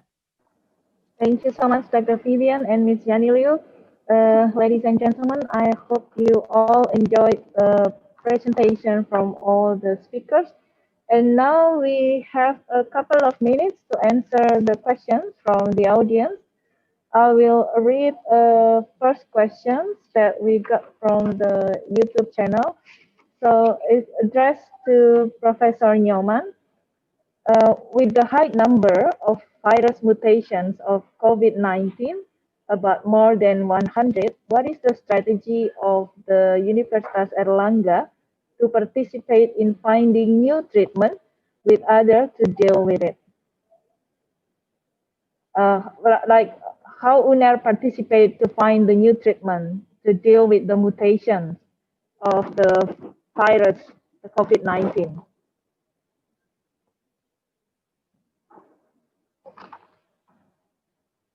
Thank you for the question. Yeah. Okay, thank you. Yeah. Thank you, Dr. Elida, for the question. So, what Universitas Erlangga do regarding to the finding the mutation and also spread so very fast in Indonesia and also I think in the worldwide, because now entering the 85% for this kind of the point mutation in new strain of the COVID. I think not new strain, yeah, because virus is always have mutation to make them more survive in their life. So in Universitas Erlangga, as I mentioned before, that now we are doing the research to block the two of point mutation, blocking the area, because we already know we already have the sequence, the whole genome sequence of the virus. So we can then designing the primer to block the location of this mutation. and we do the analysis by RT-PCR, of course. So it will be more faster than we waiting for the whole genome sequence, because it's need time, because 30,000 base pair is very long enough. So need more time, and also need a very sophisticated instrument. NGS, new generation sequence. We have this kind of instrument. So why Universitas Airlangga can submit it also whole genome virus in the GSET. But to make more faster for this kind of mutation information, so we block only the location of the variant or the point mutation. So after that, we can analyze for the total. We have now 8,000 collection of the RNA virus. We already have 8,000 RNA genome viral collection. So, and then we also collaborate with the Indonesian Health Research and Development atau Balitbangkes. They have already around 3,000. So, and also spread for all of Indonesian area. In Surabaya, in Airlangga, we have only in East Java, Surabaya and East Java data. So in total, we can have like 11,000 mutant analysis data. So it will be, I think, very meaningful to explore or to explain regarding to the strain of COVID-19 who infected Indonesian people. That is we do now in Universitas Airlangga. And the other side, this kind of two mutation also we construct or we design for the vaccine candidate or development. So we design the two kind of the vaccine platform. The one is peptide vaccine, and the second one is viral vector vaccine. For the viral vector vaccine, we use two kind of the spike sequence or protein as our expression protein in the human cell when becoming the vaccine. Yes, so we design viral vector vaccine, and after injected to the Indonesian people, then the viral vector will express the spike protein. So we designing two kind of the spike. The one is originally without two of this mutation, and the other one, the second one, is a spike with two point mutation. That is we also do in Universitas Airlangga. And the other one, we design also the subunit by using the receptor binding domain. So we designing three of the candidate to analyzing in vitro or preclinical, and also after preclinical, we can choose the one the best to use as the clinical trial. Thank you, Dr. Elida. Okay, thank you so much, Prof. Nyoman. And because of the time, I'm just going to choose two more questions to address to Dr. Vivian and Ms. Yanni Liu. To Dr. Vivian, regarding the OSCE, have you experienced about this is from Dr. Hani? Regarding the OSCE, what do you do when students have problems with their internet connection? Are there any consequences for their score? If so, what would be the best suggestion for the issue? Thank you. Thanks for the question. And it's the same question that my colleagues actually asked me, which is quite interesting. There's nothing much we can do with the internet connection, and that's why I say we need to be very kind to students. So there's some students who are going to have poorer internet connection. So flexibility is probably the key. So as an examiner, if you have 5 minutes for a station and you notice that the students lost 10 seconds because they're frozen for 10 seconds, just give them the extra 10 seconds. You know, I know we're trying to be strict, but really it's not normal circumstances at the moment. So I think that's probably one of the things, to be flexible. Yeah, that's because internet connections can really happen, especially for those students who are probably in a remote area. Yeah, okay. So, and to Miss Yanni Liu, could you tell us more on about the pharmacokinetic software that you have mentioned a little bit before? Probably you can share with us about that software a bit. Yes, absolutely. Yes, it's very interesting. The software that we use is something called Berkeley Madonna. So in the past 2 workshops on the Tuesday sessions, which are live, in our small workshop group of around 20 or so people, we form breakout sessions of around 5 people per team. And within that group, we have formed really meaningful discussions talking about using the pharmacokinetic Berkeley Madonna software. We're given certain codes that we can use, generating data, graphs that we analyze, looking at half-lives, area under the curve concentration, and a lot of things like that, and also applying it to a real-life scenario. So we look at a patient case study who's taking a certain medication and seeing what factors change certain things like clearance values, K value, half-life. And through there, I think it's really meaningful not only to have the teamwork and connections formed in the breakout rooms, but to also apply our understanding that's more than just theory-based of discovery and having it on a patient scenario and actually understanding the real consequences. Thank you so much for that brief explanation. Okay, ladies and gentlemen, because of the time, I'm afraid that I have to end this first session of the plenary. But before I hand over to MC, I would like to say thank you again to Professor Nyoman, Dr. Vivian Mark, and Ms. Yani Liu for answering all the questions and also for giving us a very good presentation. And before that, I would like to give and hand in a certificate of appreciation to all the speakers. The first certificate, the Dean of Faculty of Pharmacy, Professor Junaidi Khatib, would like to give to Professor Nino Mantri Puspaningsih. Thank you very much for joining us to be one of the speakers. Thank you. And the next certificate we would like to give to Dr. Vivian Mark from Faculty of Pharmacy, Universitas Erlangga, the certificate of appreciation. Thank you for joining us to be one of the speakers. Thank you. Okay, ladies and gentlemen, thank you so much for your active participation. And once again, thank you all to the speakers. I hope we can stay healthy when we go back to university. And I would like to end this plenary session, and I would like to hand over to the MC. Thank you very much. Thank you, Dr. Elida. Thank you. Thank you for Professor Nyoman, Dr. Vivian, and Dr. Elida for the nourishing plenary lecture. Ini may I left? Boleh pamit ya? Karena ada ngajar jam 3. Boleh, monggo. Thank you. Thank you so much tapi for saya undur jam 3. Tenun nggih, terima kasih.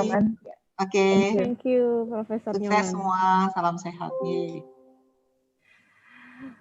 Okay, reminder for all delegates, don't forget to fill the attendance list and evaluation. And participant is entitled to a certificate of participation if attended international conference via Zoom or YouTube, and fill out the attendance list and evaluation with link in your screen. And question for speakers can be addressed in Q&A chat box in Zoom or YouTube with format name_us_speakers name_the question. And we have other information. ICPS 2020 have 2 door prize for selected participants who ask. So as as many as you can. Distinguished delegates, now we enter the second plenary.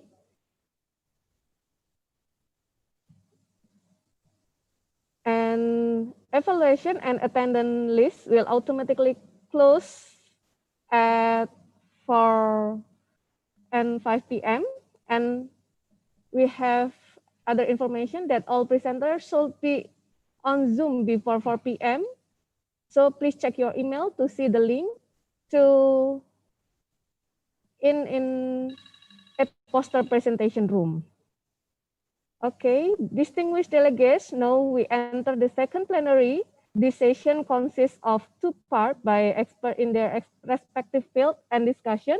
And the second plenary for today will be chaired by Dr. Andi Hermansyah. To begin this plenary session, Dr.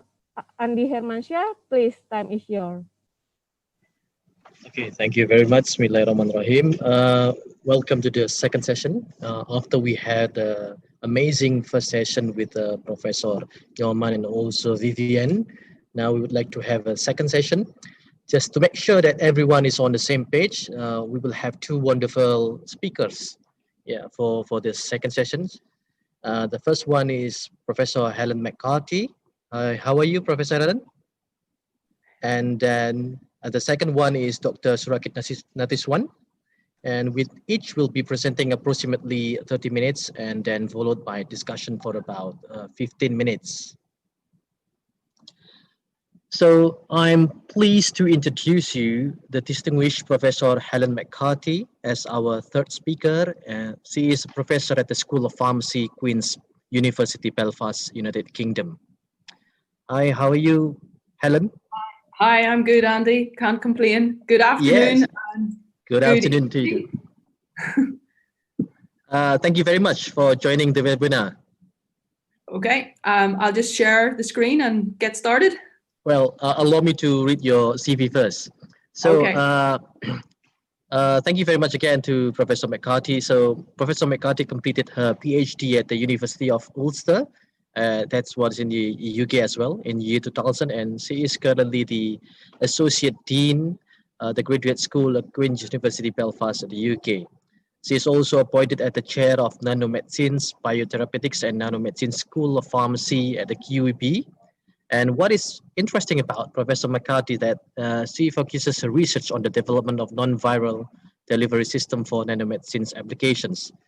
Her current research project involves gene therapy for metastatic deposits, mRNA therapeutics for oncology and wound healing applications, mRNA and DNA vaccination strategies, and regenerations of bone by increasing the bioavailability of ceramics. She has also designed and patented 3 delivery systems. Am I right, Professor Helen? That's correct. Yep. Wonderful. Now, without further ado, please welcome Professor Helen McCarthy. Okay, now I'll try and share my screen. Here we go. And share, and then I will put this. The great thing about it being all a virtual world is our computer skills are getting so much better. Indeed, indeed. You're right. Okay, can everybody see that? Yeah. Crystal clear. Okay. Thank you very much for that warm introduction, Professor Andy. And thank you very much for the invitation to talk to you today. Those of you that know me, I'm thinking of Dewey, know that I've actually been to the University of Erlangen on 2 occasions and thoroughly enjoyed the warm hospitality and the welcome there. And I'm very disappointed that I'm not there in person giving this talk. When I was asked to give this talk today, I was thinking about, how have we responded? And this is probably slightly different from our fantastic earlier talks, where I'm going to talk to you about how we have taken a technology and actually pivoted and started to make a nano vaccine for COVID-19. For those of you who don't know, this is Queen's University Belfast. We would be one of the top schools of pharmacy in the UK. We have a large student cohort. We run BSc programs. We also have a campus out in Shenyang in China. And we have a very high number of PhD students and research fellows. And basically, we're very proud of our global reputation. We're very outward looking, and we have had actually several PhD students from various places in Indonesia over the last 10 years. Our research ethos in the school is we want to improve the lives of patients. And we do have researchers in social sciences and also clinical sciences trying to impart changes to government strategies, trying to help how pharmacy in the clinical setting is basically carried out. I sit more on the scientific side, the pharmaceutical sciences side, where I work closely in physiochemical sciences, molecular sciences, and also bioengineering. No matter what, our purpose is to try to contribute to society. And I think that's something that's really important for us all to learn.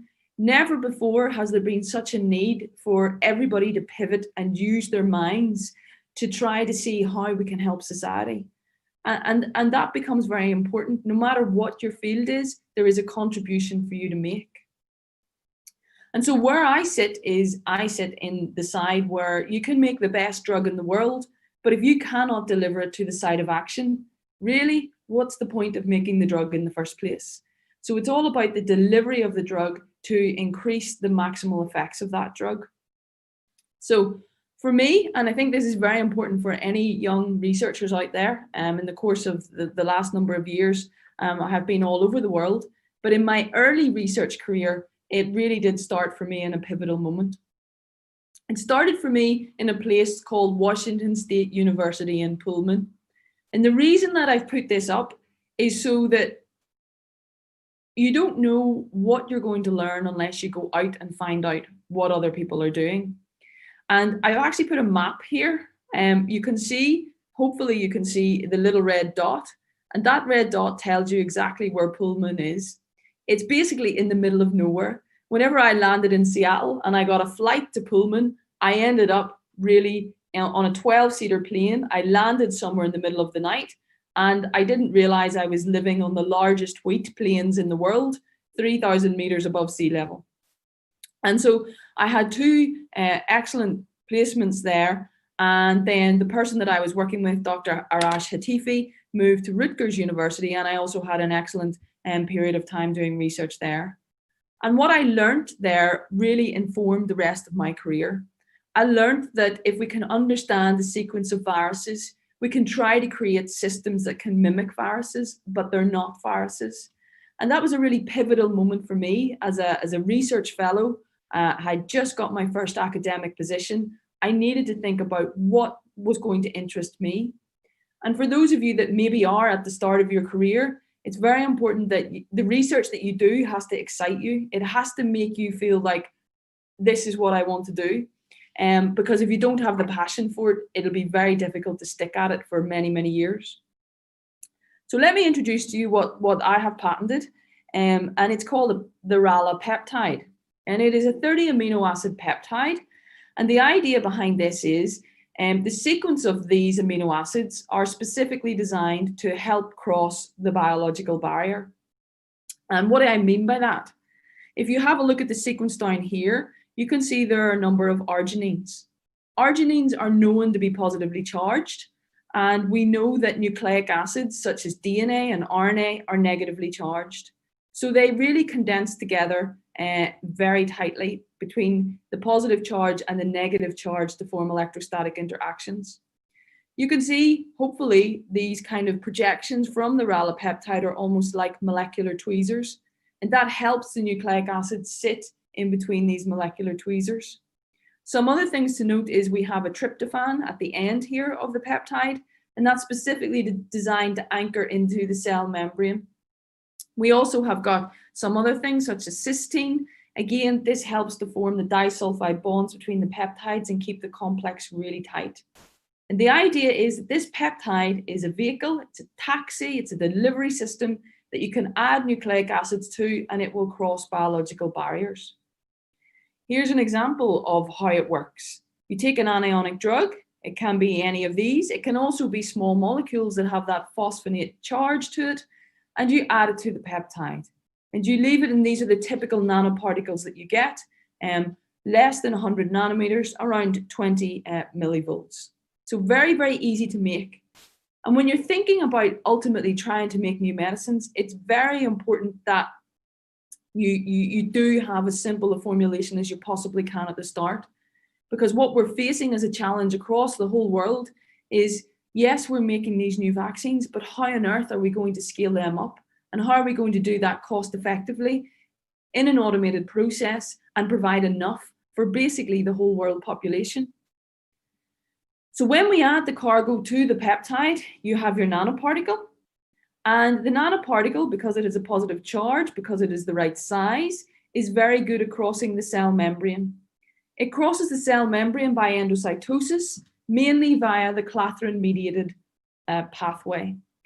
What happens, and what we could never have predicted, is that once inside the endosome, there's a drop in pH, and that changes the peptide from a random coil conformation to become more alpha helical. And when it becomes more alpha helical, it fuses with the endosomal membrane. And when it fuses with the endosomal membrane, that allows a very efficient escape of the cargo. If you can get your cargo out of the cell, then it will have a much greater biological effect. And obviously, if you have a much greater biological effect, you need a much lower dose. So, the benefits of this delivery system is we are not restricted by the size of the nucleic acid, so it's based on the charge of nucleic acids, not the size. It can deliver any size that outperforms in terms of getting into the cells and out of the endosomes. It is very resistant, okay, so it doesn't form aggregates. It's very safe. It's natural L-amino acids. We have given multiple injections and we cannot find any anti-RALA antibodies. We cannot find any inflammatory cytokines, and others, our collaborators, our industry partners, have also been unable to find an immune response to this. So they have very low immunogenicity, and that's very important because when you have a delivery system, it's really important that that delivery system does not cause any toxicity in itself. One of the problems, if you've been following the vaccine world over the last few days, there seems to be some concern about the cold chain storage required for the messenger RNA vaccine that they're building. What we found is whenever we add the RALA peptide to messenger RNA, we get a highly stable form of nanoparticle that we freeze dry or lyophilize with a sugar. And we've actually taken this out beyond 9 months, and we have highly functional, stable nanoparticles that do not require cold chain storage. They can be stored at room temperature. Just to give you an example of how this whole thing works, when we add the peptide to DNA, you can see that compared to the industry standard, we get an increase of genetic cargo inside the cells. And in addition to that, we also get much less toxicity.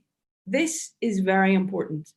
You must have less toxicity. You don't want to cause toxicity to the patient that you're giving a potential therapy to.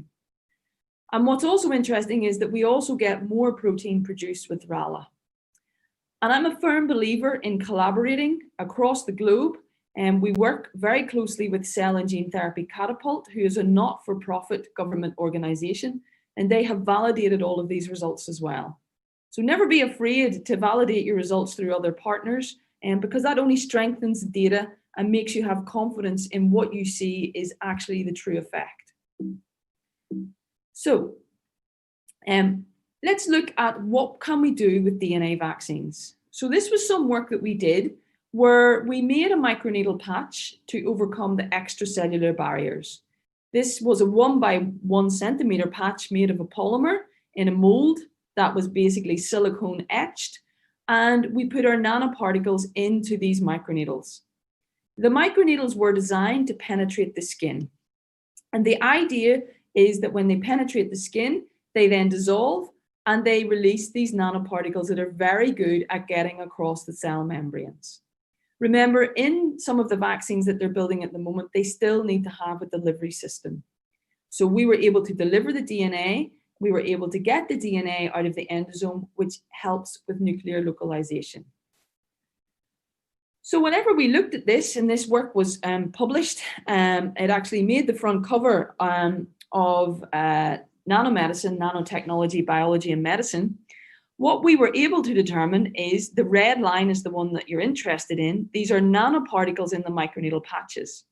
So this is a mouse here, and we put these patches on the ears of the mice.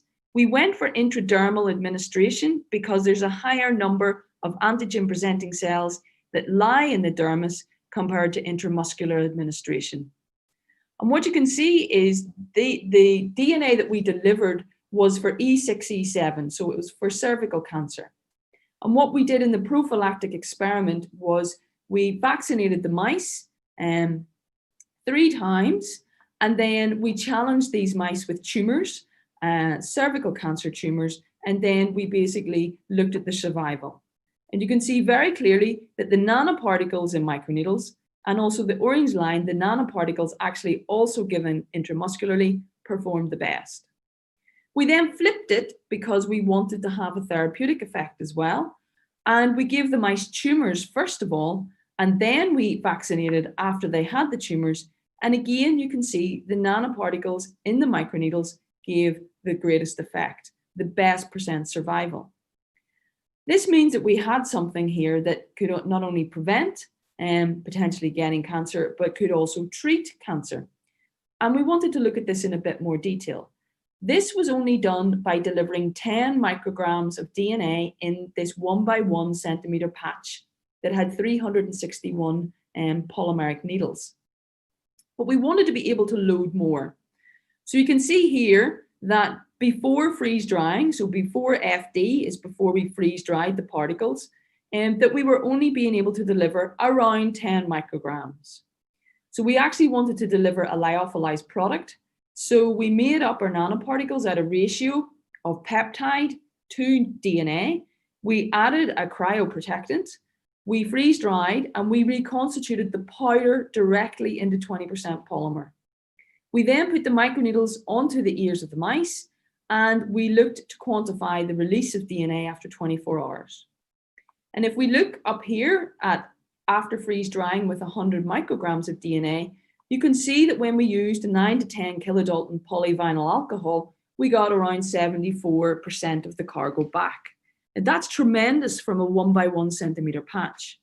We looked at different polymers as well. Again, something to think about whenever you're trying to make medical devices is that the polymers should be able to be excreted by the kidneys. So we wanted to have polymers that had a relatively low molecular weight. And we ultimately went with 9 to 10 kilodaltons. One of the questions was, would this vaccine retain its therapeutic effect? So we gave mice tumors again, cervical cancer tumors, and we then gave them the vaccine whenever the tumors had reached 100 millimeters cubed. And we took the tumors out 21 days later and had a look to see what size they were. And you can see the control, the empty microneedles, the E6, E7 peptide positive control, really were all much of a muchness. There wasn't much difference in terms of the tumor growth. I think it's very clear to see that the nanoparticles that were delivered intramuscularly and the nanoparticles that were delivered in microneedles really did have the smallest tumors, much more so than DNA alone. And what this tells us is that if you understand the biological barriers, you can build systems that can help take your drug across these biological barriers, and you can have a much greater effect. That's where it started with DNA vaccines. What we wanted to do then was to look at messenger RNA vaccines. And this in particular is quite pivotal.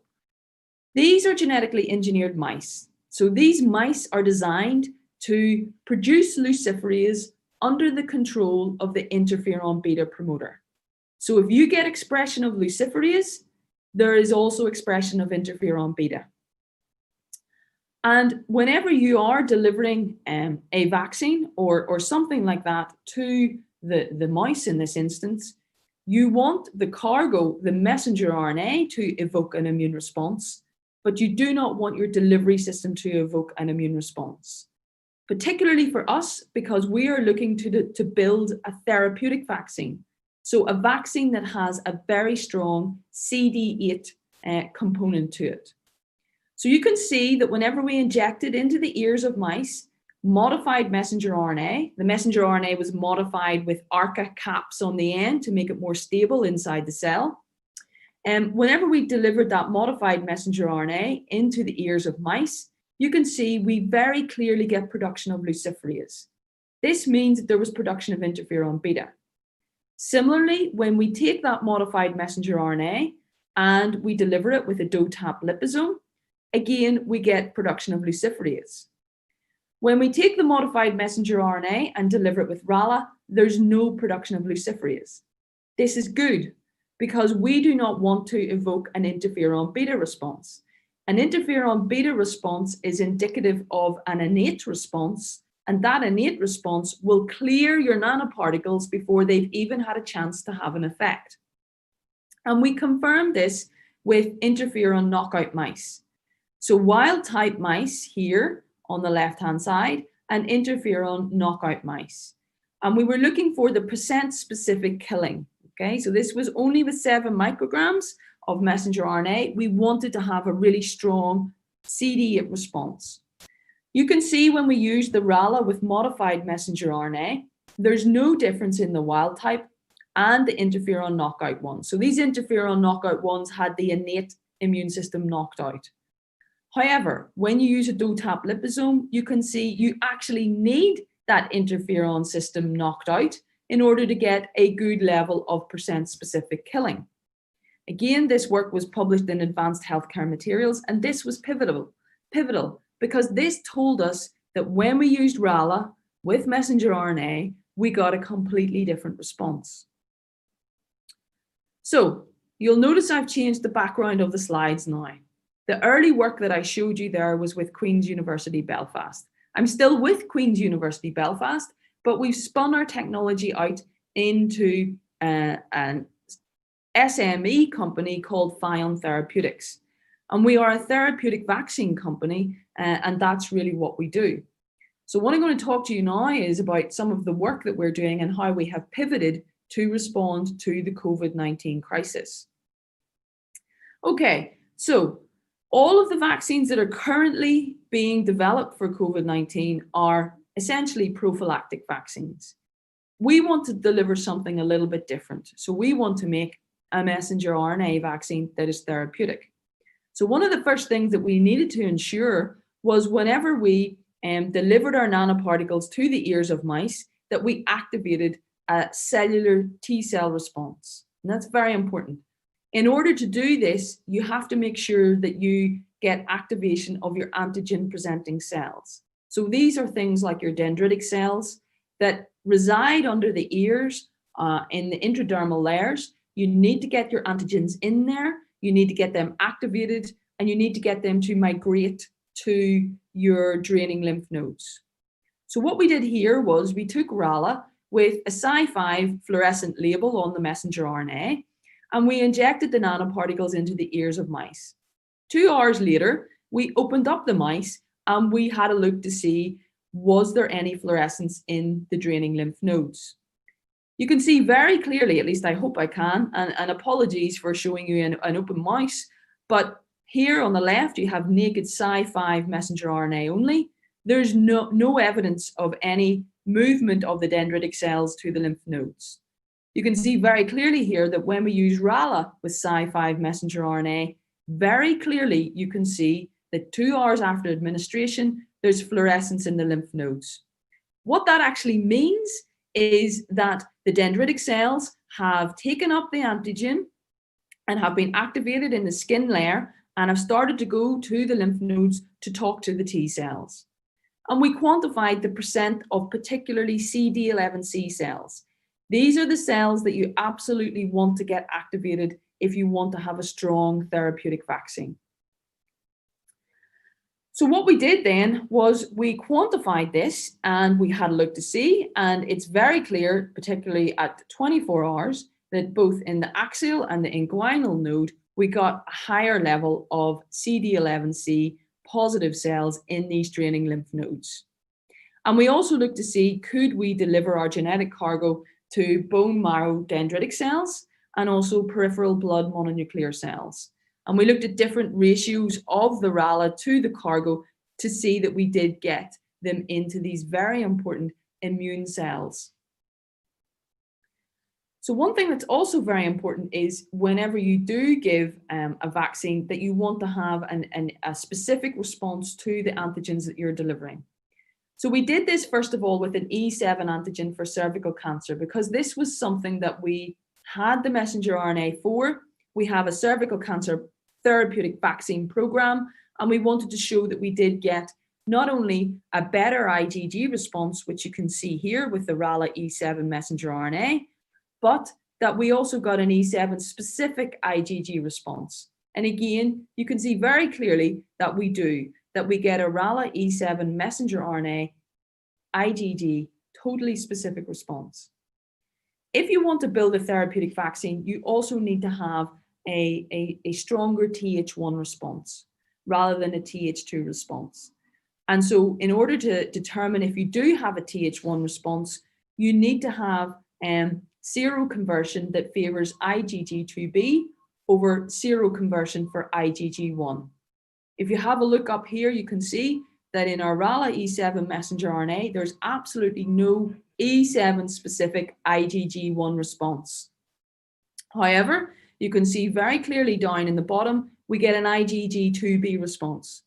This is fantastic because this gives us the Th1 response that we actually want. If you want to have a therapeutic vaccine, you need to have specific antibodies. You need to have a Th1 response. The other thing that's really important is rather than an interferon beta response, we are looking for an interferon gamma response. Very, very important to have interferon gamma because that is what's going to activate our CD8 cells and that's what's going to clear infection. So basically, we took splenocytes from mice that were vaccinated with our nanoparticles for E7, and we basically treated them with overlapping peptides, and we measured the number of interferon gamma secreting cells. So these are splenocytes taken from vaccinated mice, and we're looking to see, do they produce interferon gamma? And you can see very clearly that not only through a fluorospot, we get more interferon gamma producing spots in our E7 mice that have been activated with the overlapping peptide. And we also get production of interferon gamma through ELISA into the media. So we have got a good IgG response, we have got a Th1 response, and we've got production of interferon gamma. We couldn't ask for any more if we're looking to make essentially a therapeutic vaccine. But does this translate into CD8 cells? So what we did was we took apart the splenocytes from vaccinated mice and we wanted to see, is the interferon gamma being produced by CD8 T cells? So through a lot of complex flow cytometry, we had a look and you can see very clearly that the CD8 cells are certainly there and active in those splenocytes from mice that have had the RALA E7 messenger RNA. If you compare and contrast, you can see in terms of percent of CD4 cells, there's no difference between our controls and those mice that are vaccinated. So we have a much higher CD8 ratio. So this now means that we can confidently say that we have got a true therapeutic vaccine. The question is, what are we going to do with it?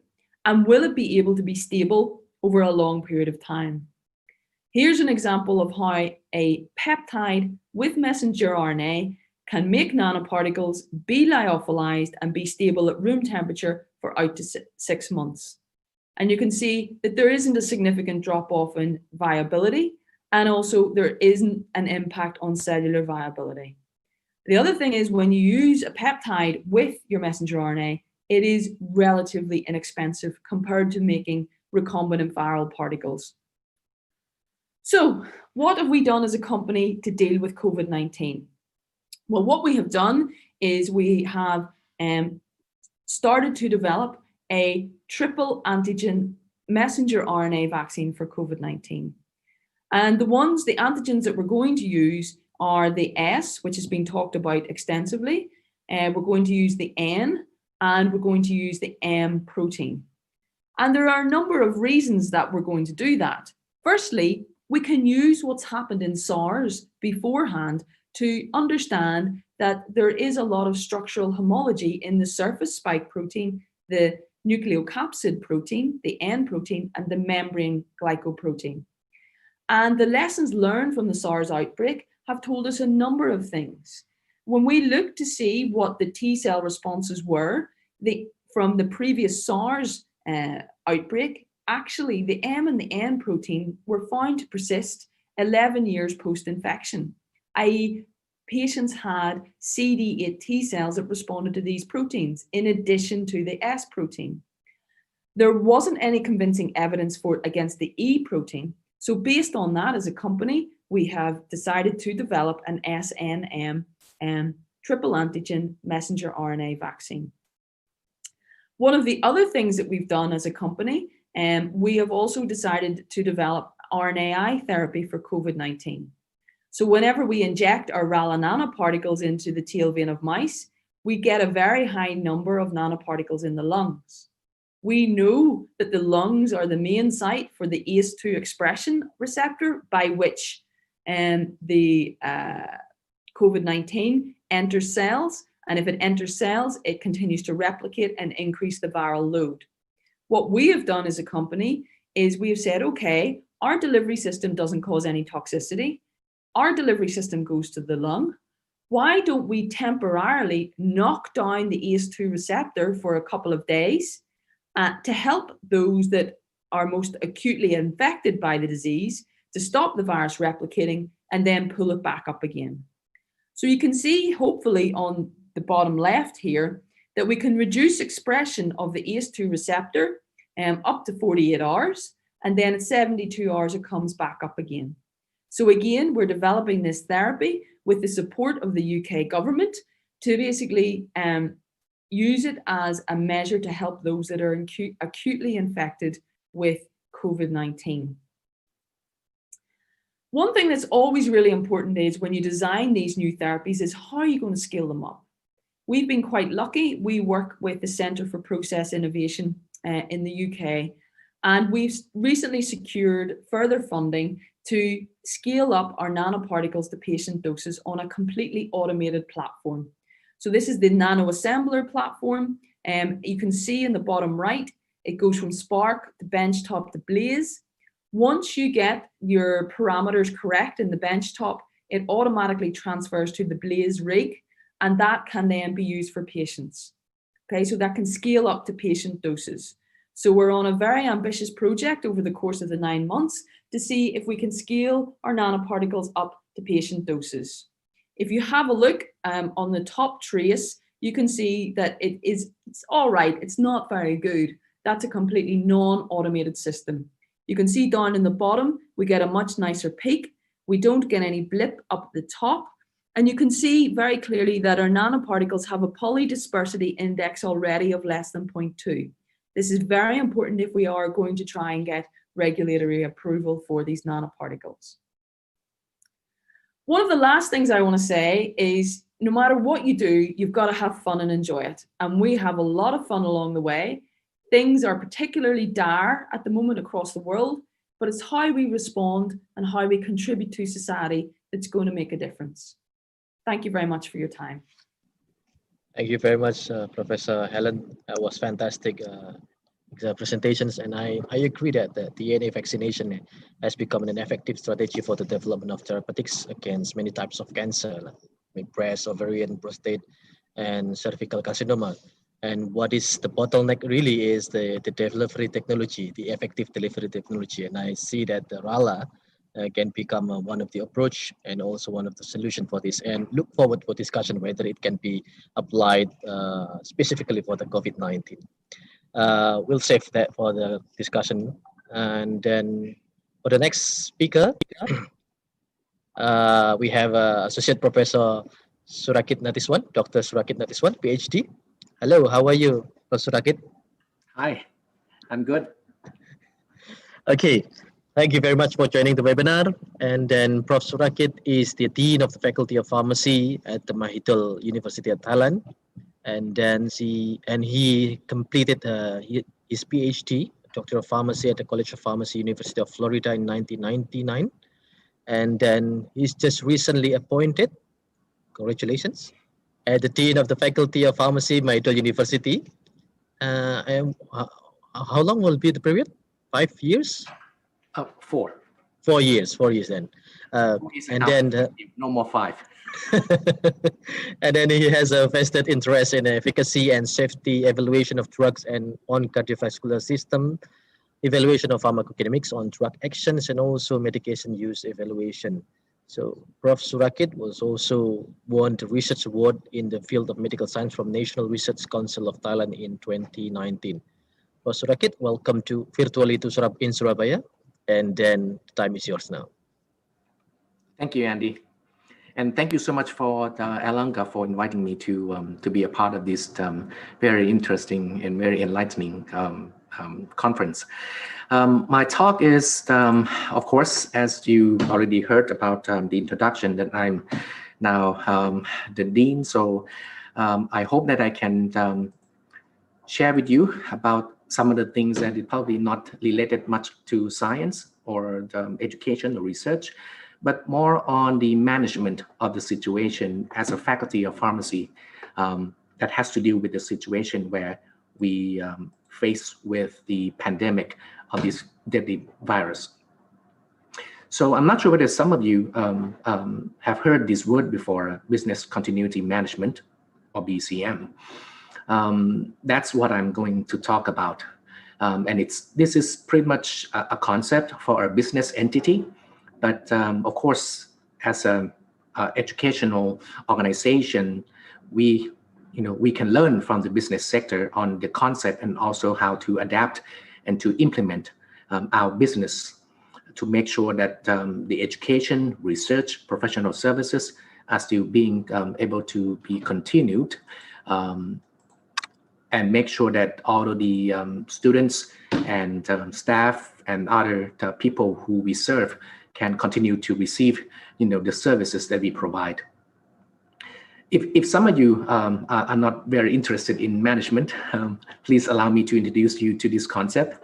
It's business continuity management, or sometimes you see this word BCM or BCP. It's basically a process of trying to create a system or a plan to prevent or to deal with any potential threat to a company, and in this case, a faculty of pharmacy or a university. And not just only prevention, the other thing that is very important is to create a plan to enable us to go through this disaster phase by still able to continue our operation, and of course, be able to quickly pick up things that we have to drop a little bit during the disaster and try to recover all of those service and continue our service as much as we can. So when you think about this, and when you look about, and when you look at a faculty of pharmacy as a business entity, and you face a pandemic, you face lockdown, you face work from home situation, and you face so many other things that disrupt your business, what can you do to make sure that things are okay, that your life will still be able to continue?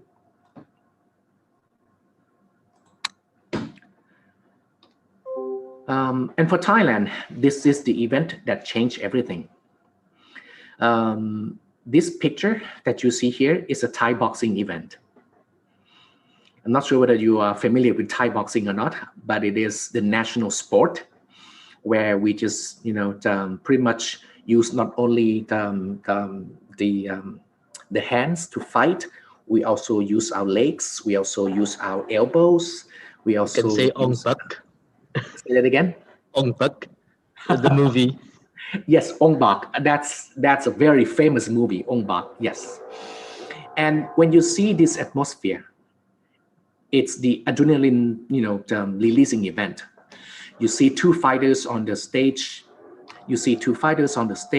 And then you start shouting, you start cheering, and of course, when you start doing that, and in this case, we have just a few people coming from abroad, but of course, they carry with them COVID-19. This event alone leads to about 300 cases of infection. And then when we see this, we know that it's coming. And we see case rises every day. We see this exponential rise exactly on the same curve that France, UK, Spain, Italy has. We know it's coming. So luckily, at Mahidol University, the business plan or business continuity management or business continuity plan has been pretty much forced into us. We have faced several issues before when we have to do some closure. Our previous experience is related to the political unrest due to the protesters from both pro-government and also the anti-government. And our faculty is pretty much located in some of the hot zone where we know that we can get that again. As a result, we have this business continuity plan or BCM plan for quite some time. But at that time, we decided to deal with the situation of having protests again. But of course, when the COVID-19 situation seems to be getting out of hand, we start thinking right away, okay, what do we need to do to make sure that if it hits hard, we can continue to maintain our faculty? And these are the key structures that we have to consider. Of course, as a business entity, you need to think about your organization. You need to think about your academic staff, supporting staff. You have to be concerned and consider those policy and regulations that may govern you. But the other thing that is very important is not just yourself. Your business, when you deliver a business, you need so many things. First, customer. Students is definitely our main customers, our main people who we serve. Pharmaceutical industries, grantees, those who give us money to do research, and there are other variety of customers that you can think of. And when you run a pharmacy school, you don't do it alone. You do it in partnership with preceptors. You do it in partnership with hospitals, with community drugstore, with other professional organizations. And in each of your business operation, you have different delivery methods. And you need to understand the specific of each process to be able to make sure that you can find a way to continue that process. And all of these, you have to do it with certain level of quality. If you don't do it with quality, then you lose all the purpose of doing this. And in order to continue your business, continue your faculty, there are other issues to think about. There are economic aspects. There are issues of IT backbone that will enable you to create a plan and execute the plan effectively. So even though we have previous plan, but for this situation, we have to change a little bit on our business plan. So this is the overall business continuity management steps that we have.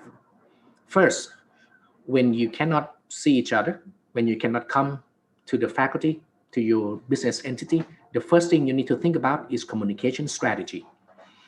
If you don't have an effective communication strategy, especially during this chaotic situation, many times there's so many wrong information and you could suffer from it. And if you know situation that it's going to go down to the lockdown soon, then your pre-lockdown management, those times are so vital. If you can use it effectively, it will help you a lot during the lockdown.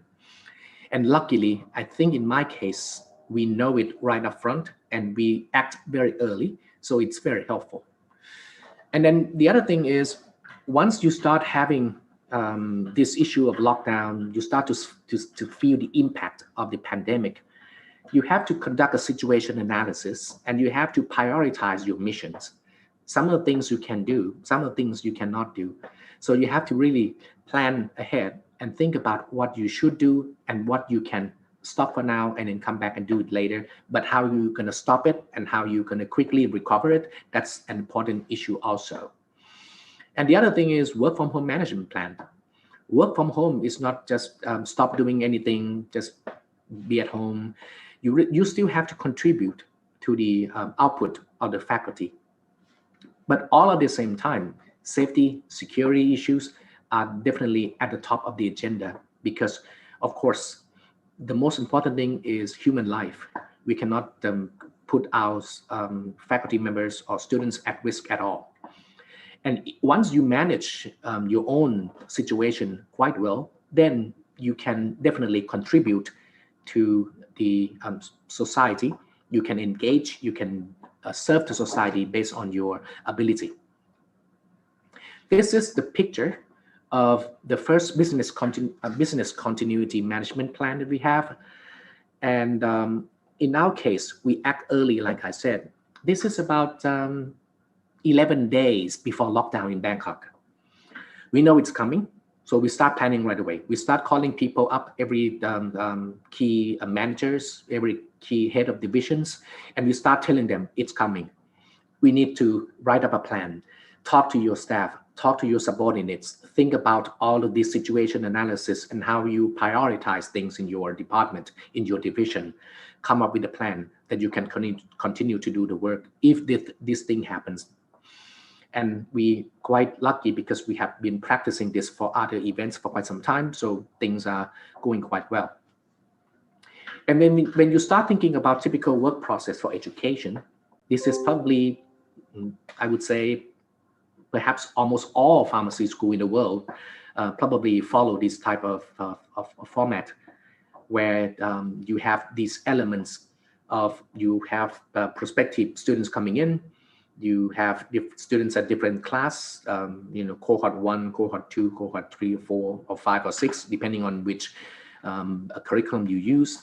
You have pre-pharmacy courses, you have professional courses, you have didactic courses, you have labs, practicum, self-directed learning, you have experiential learning, and you have to work that in partnership with preceptor and professional organization. But of course, COVID changed that. And when we start come up with a plan on how to deal with education, the first customer that we talk to is our students. We show them the plan. This is the plan that we are going to change our schedule. What do you feel? And of course, during that time is pre-lockdown, so students can come and talk to us. Number of cases in Thailand at that time is only 200. And we start discussing with them. And turns out that the student didn't like the plan that we crafted for them. So of course, we listen to them, we negotiate with them, and we try to find a way to pretty much fit in these classes so that the students can accept our plan also. So this is pretty much an engagement and cooperation between staff and students. Then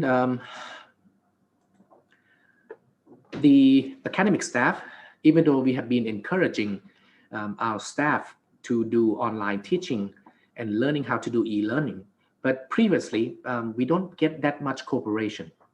But with COVID, things change. It's quite interesting to see that we can host 3 events to do staff training on how to use our main software, which is Cisco WebEx and Microsoft Teams. And we get very high cooperation from our academic staff. And luckily, we can complete all of the 3 sessions before lockdown. And that was very helpful. In addition to that, we also do a lot of interventions to ensure safety of our staff and students. We create websites, we create content, we work in collaboration with university, Ministry of Health, and trying to disseminate important public health information to all of us. The university are very kind in buying COVID-19 health insurance for all staff and all students of all university, which is about 30,000 staff and about 30,000 students. And that's cost a lot of money.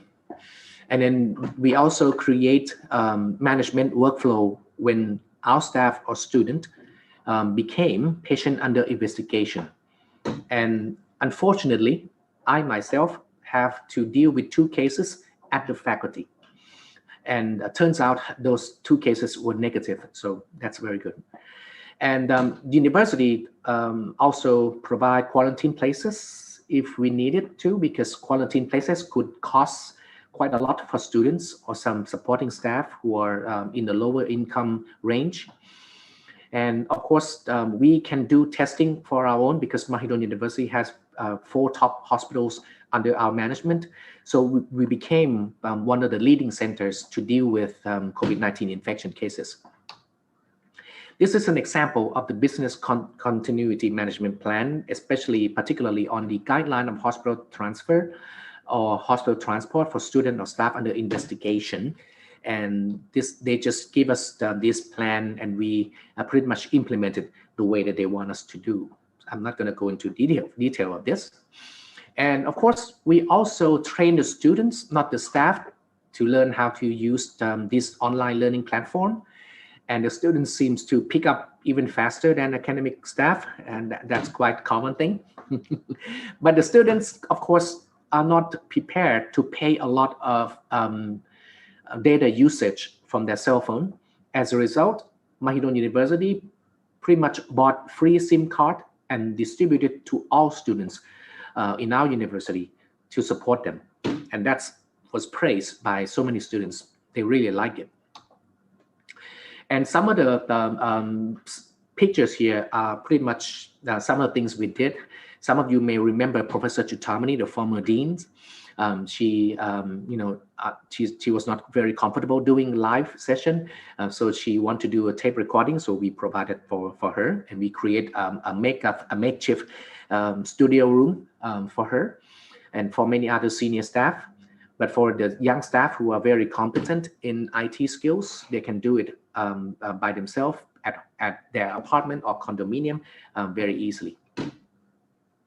And when you think about pharmacy education, since for Mahidol, we use the 6-year Doctor of Pharmacy degree curriculum. So year 6 is all experiential learning. Luckily, we were able to complete those experiential learning before the lockdown. So that's out of the way, which leave us with only dealing with 1st year to 5th year students. And the way that we manage some of the classes is pretty much similar to other speakers and probably to Erlanga's experience also. But the thing that is a little bit tricky is the management of labs and experiential learning. We do both synchronous and asynchronous distance learning. And we, of course, have to transition from physical supervision to self-learning activity with supervision and reflection. And for the certain rotation or practice or experiential learning, we have to move it to home-based rotation. And some of them can be done, but some of them we pretty much have to move them in the back, and hopefully by the time that we can open up everything, they can go, which nowadays they can go. And this is an example of the Microsoft team that we use to, that we create different classroom, and then we post some of the things there. And this Thai language here is the practical manual where the students can use and pretty much try to understand it and then use it during their practice. And we know that when we do this without much planning, it may create stress on the students. So we recently conducted a stress survey on the students by using the standardized Thai stress survey. There are 15, a total score of 15. Anything above 8 is considered high level of stress, and we do it twice. The green one is before the exam, way before the exam, and the red one is about 1 week before the exam. And as you could see, that the stress level increased quite high, and the students on year 2, year 3, year 4, and year 6 are considered in quite a high level of stress. At the same time, we ask about the number of sleeping hours, which is a part of the stress questions. And it seems that student has less time to sleep. So we wonder what happened. Is that because of us?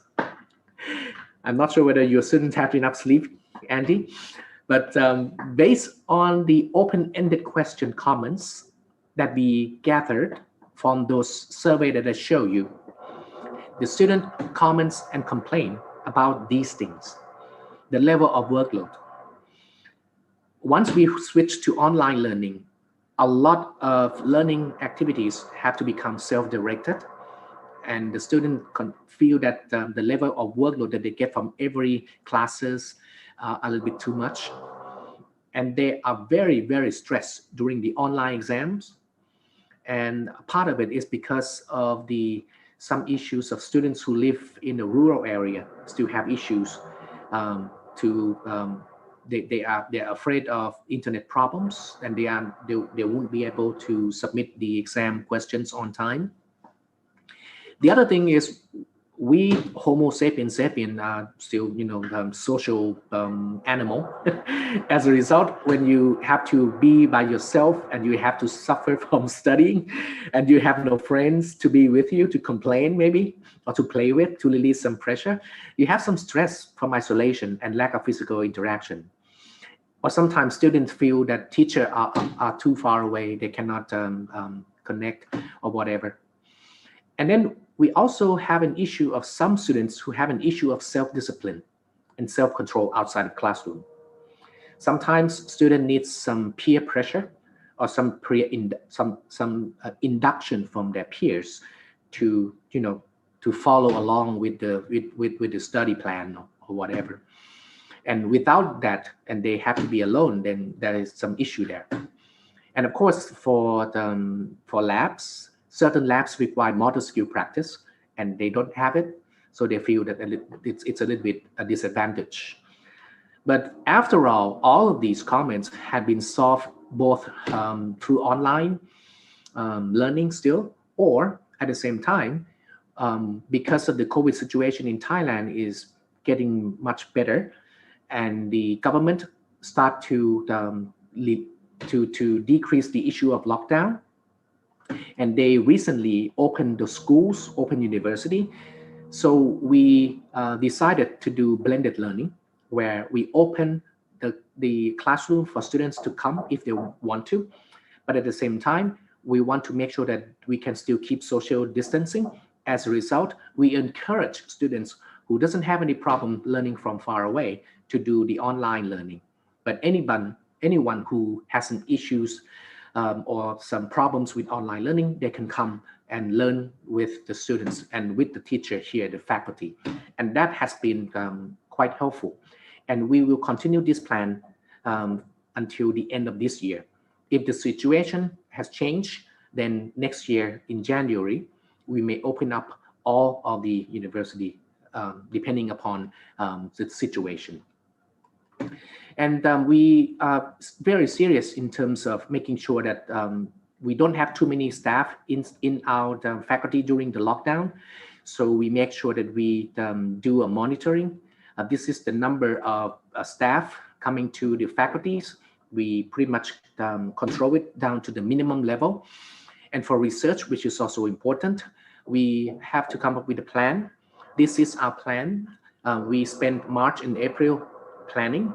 And then during May and June, we start opening up again to do research, because we cannot stop doing research. The university give a very hefty target for us, so we cannot stop. And this is just a survey. We did a survey on the research, whether which research has priority to come, so that we can allow them to come and continue the research. With the research program that can wait, we can arrange it to be later. And basically, this is the result of the survey, where the certain contract of the research are getting close to the end of contract. So this is one of the reasons that we allow them to come. This is priority setting on our side. Some of the graduate students needs to graduate in time because of the grant that they got, or some of the lab has an issue of stability test sample limitations where they need to do it quickly, so we allow them to come. But we also ask research assistant how they travel. We also ask them how much they need access to the central research unit. And then we make sure that we put all of this information to manage our central lab to make sure that we follow all of the precaution advice. We also use the web-based reservation system to make sure that at one time, not too many researchers will be in this room to prevent any spread. And that has been quite useful for us. So basically, these are the considerations for us to prioritize research program and allow them to come and do this research during the lockdown. Lastly, I want to talk about the services that that Faculty of Pharmacy support the society. These are all written in Thai, so you cannot understand what it is, but it's basically each picture means one event that we pretty much went out into the public media and provide education related to alcohol gel, related to the drugs, related to the herbal medicines, or trying to fix any wrong understanding about certain health practices to make sure that we don't put patient at risk. We also do, based on our pilot plant, we mass produce alcohol gel and supply it to almost all of the university faculties. This is a picture of Dean Suwatana giving away, thousands and thousands of alcohol gel to different faculties in Mahidol University. We also give it to our preceptors because they also need this because there was a shortage of alcohol gel. So we distribute it to support them because they help us with the students, and this is the time that we can help them back.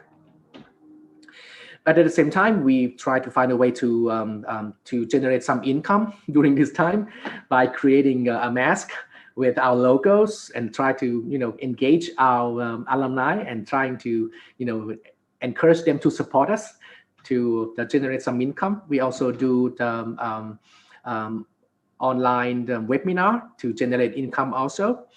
And we don't allow this pandemic to stop us from doing anything. This is the promotion activities of our young staff. Even though we have COVID, it doesn't matter. If they want to get associate professor, assistant professor, we will continue to do it.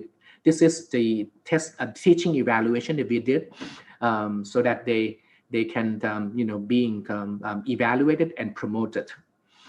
And to be honest, the key challenges in this situation are these. The timing of COVID is so fast. It gives us so little time to prepare. And if you lose even one day, it could be so valuable. So I think we all learned this lesson. And the other thing is we have some issues with limitation of resources, especially supporting personnel. Some of our supporting staff, they don't have computer at home. They can't do work at home. They can't do work from home. Some of them has to spend quite a lot of money to try to even to participate in the online meeting. So this is something we need to do better next time. And the unexpected impact of COVID on faculty income is quite strong. We have to stop or reduce a number of activities which generate incomes to support the faculty. So next time you have to think about this. And the way that we deal with this is we try to cut the costs on certain things that is not important to make sure that we can cut the other costs to help the student. For example, we reduce the tuition fees. We provide doubling of our scholarship to the students because some of the parents of the student lost a job because of this. So some of the students suffer, not just them, their whole family. But they are good. We want to keep them. We want to make sure that they can continue and become a pharmacist at the end. So we will go out to support them. In terms of our own strategy, we have to adjust our goals. We have to adjust our plan. But at least in the future, what we learn from this situation is for education, we will definitely don't leave blended learning away. We will embrace it and we will use it to our advantage in the future. For our research, we are very, I have to admit, we didn't do much prior to this related to virus research.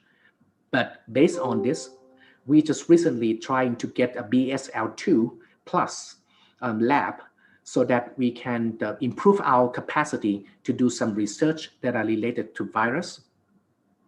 And the overall operation, we will think about, we probably don't need all the staff to come at certain time and leave at certain time like a school children anymore. So we can think about trying to stress on the outcome or the deliverables that the staff can provide to us, no more clock in, clock out. And that's probably the issue that we learned. But there's so many challenges ahead. Many of the international activities are a little bit limited, even though we can find online activities, but nothing's like traveling to be in that country, to be in that culture, to learn from it. Our international students enrollment suffer quite a bit. We suffered funding cuts also because of the economic downturn from the government. And of course, what we concern the most is the economic status of our students. And we definitely try to help them as much as we can. And I think I will end this by showing you the new workplace reality. This is probably something we can learn. We have to rethink our own culture and awareness. We have to find a way to be able to get collaboration in a very elastic way. We have to get used to the virtual work environment. We have to be able to work across networking. And we have to be able to try to continue our business the best we can, regardless of whatever it comes. So regardless of any situation that could disrupt our business, I just want to share with you that what we learn is these 5 elements: agility, flexibility, continuity, engagement, and safety. And I hope that all of you will learn something from our experience. Thank you so much for your attention. Thank you very much, Professor Rakit. Wonderful presentation. Excellent one. And also a bit curious about the health insurance and also whether the fee is adjusted for during the pandemic. The tuition fee is adjusted during the pandemic. Okay, now we will go to the discussion sessions, and then apparently at this moment we are not connected with the Professor Helen McCarthy. So I believe most of the discussion will go to you, Professor Rakit. And then there are plenty of questions here. The first one, yes, of course. We understand that this is a crisis situation. Also, the risk management plan is working at this moment. And also, it is important to understand about the recovery plan that the university has. I would like to know, and then some questions related about how would you deal the laboratory need for the students. I mean, particularly for those who are conducting the final in the final process of their research, like for the thesis or dissertation at the final step, would it be possible for them to just go inside the lab and also conduct the normal research, or should they have much modification or adjustments to these situations? I believe you have already explained about it, but can you go into details about whether the final year students could go and do their practice and also the research? Like I said earlier, we set up a criteria for prioritizing which students should come and complete their research. Based on that prioritization, at least we know which one we need to let them come in first. Okay.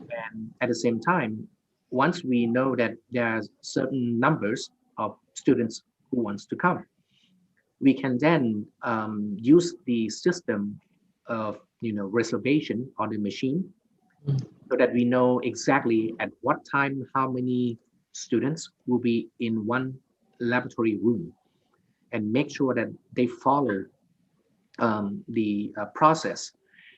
We use all of our labs. We have the basically the automatic. It's the gate where you need to use card. So who go in and who go out at what time, we have those information ready. We also make sure that before the students can come in, they have to get approval from their supervisor, from the head of the department, and then those requests will come to me. So at that time, I was still the deputy dean for planning, but I happens to be the one who managed this business continuity management plan. So yes. I'm the one who signed off on it at the end. So at least we have a hierarchy of things of management to make sure that things are okay. Understood then. How would you compensate the lack of competence during this online or distant learning? I mean, I believe there are some materials or some explanations or some knowledge that cannot be transferred online, but how would you compensate with this loss? what we decided to do is, of course, with the cooperation from the academic staff, certain lab what we do is we at least let the students look at the video that we tape recorded our academic staff to show them how to do those type of motor skills and show them the reactions, show them the results of those activities, and we post it online. They can of course come to see them as much as they can. But at the same time, we have planned to do the physical lab to compensate for that after everything is okay. So especially for our country, we have certain list of skills that students has to have because it's required by the pharmacy licensure examination. Those are the things that they must do, and they must be able to make sure that they have that skill, carry them with them forward so that they can be successful during the exam. I see. Very interesting one. What about the tuition fee? There's always questions about the tuition fee. Whether do you have a policy for reduction or adjustment during this pandemic situation? We did because we know that you probably know that Thailand, the economy relies heavily on foreigners because tourism is such a big part of our country income. And many of the families of the students, the parents, they work in that type of industries. And during lockdown, many of them get hurt so much. As a result, many students suffer. So in order to make sure that this pandemic will not, thwart their future, the university has policy to reduce across the board, not just pharmacy, certain amount of tuition fees.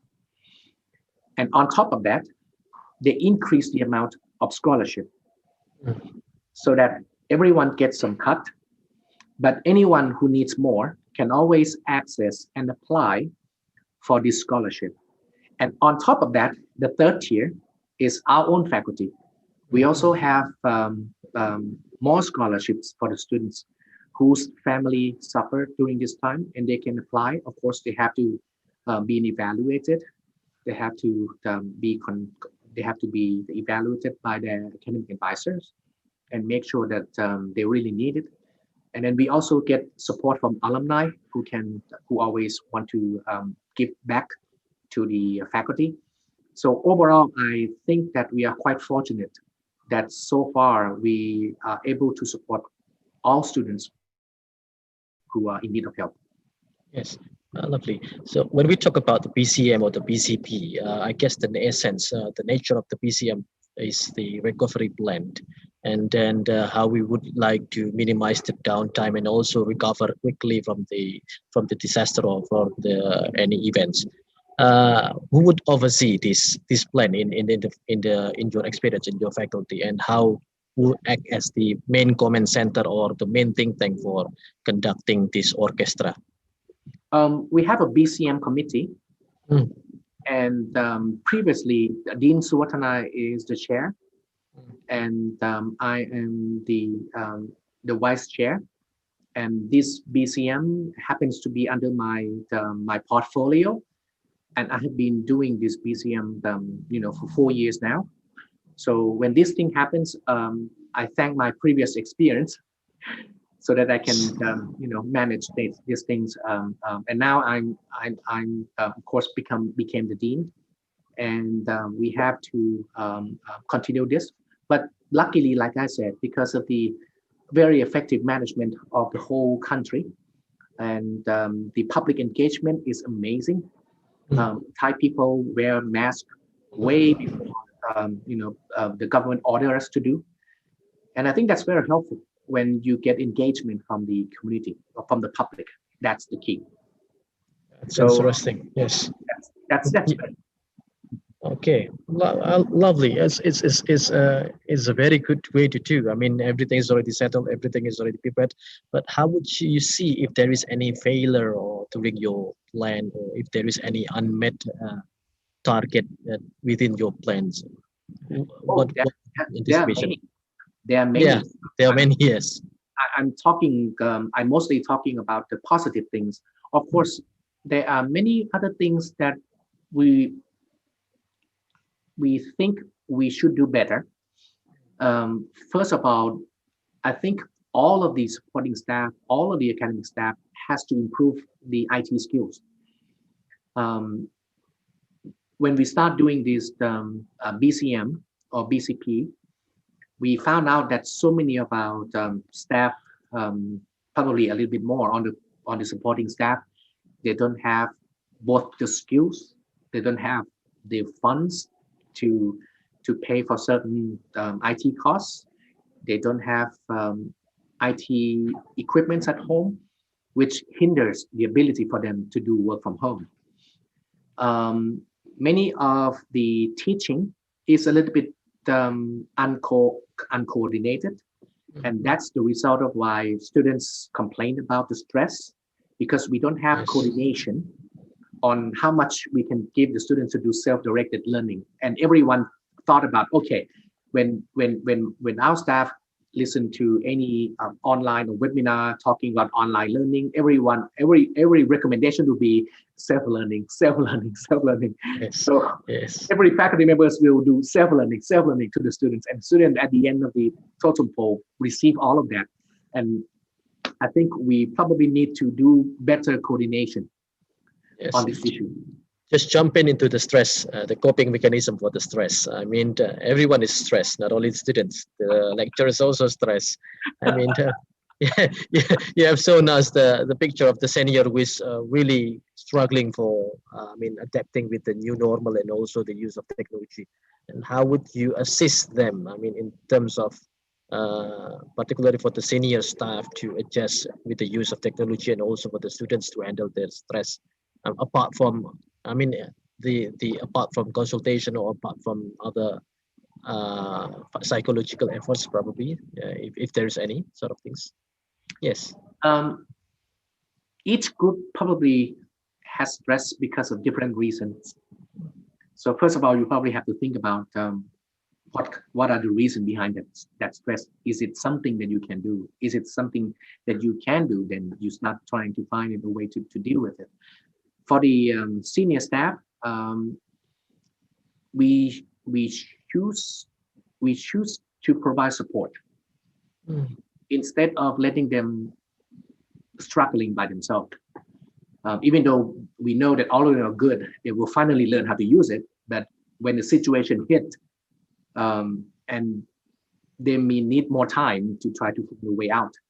So we decided to create, like I said earlier in the presentation, we decided to create a studio. We create about 4 or 5 studios using some of the rooms that we have, and we just buy equipments and then turn that into a studio. And then we have we open that studio for all the senior staff to come. We will send IT staff to be with them and support them to make sure that everything will go smoothly. So as far as I know, they seem to be quite happy with having someone with them. The other way of dealing it is we do have some junior staff supporting them also when we don't have that many IT staff to deal with. For the students, we let them speak.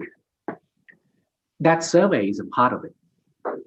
When you feel left out, when you feel like you can't talk to no one, when you feel like you cannot reach out to someone, that's already a stress. So by opening up this survey and allow them to pretty much tell us freely what happened, that I think are quite helpful, at least for the first step, and it's easy to do, anyone can do. The second step is when we see someone that are in trouble, we will try to reach out and provide help to them through either academic staff the academic advisor or the deputy dean for student affairs. And he has been talking to at least, I would say, 10 students already, who seems to struggle a little bit about the pressure of isolation, the pressure of being alone. So that's what we have been doing so far. Interesting. Yes, Homo homini socius. I mean, human is a social entity. So yeah, I mean, peer support is quite critical for overcoming this pandemic situation. One last and final question, Professor Surakit. When will Mahidol plan to reopen the university? Oh, we already partially opened it, and at this moment we actually open. So all the graduate students already come freely. All the staff come freely, except the undergraduate students, because there are about 500 of them, 600 of them. And our classroom, even though we are quite spacious, but we probably don't need that 2 meters away because we need a large hall. As a result, we decided to open it up, but do it in a blended environment, where, like I said earlier, students who feel comfortable to do on-site learning, they can come. We opened about 6 rooms for them to come.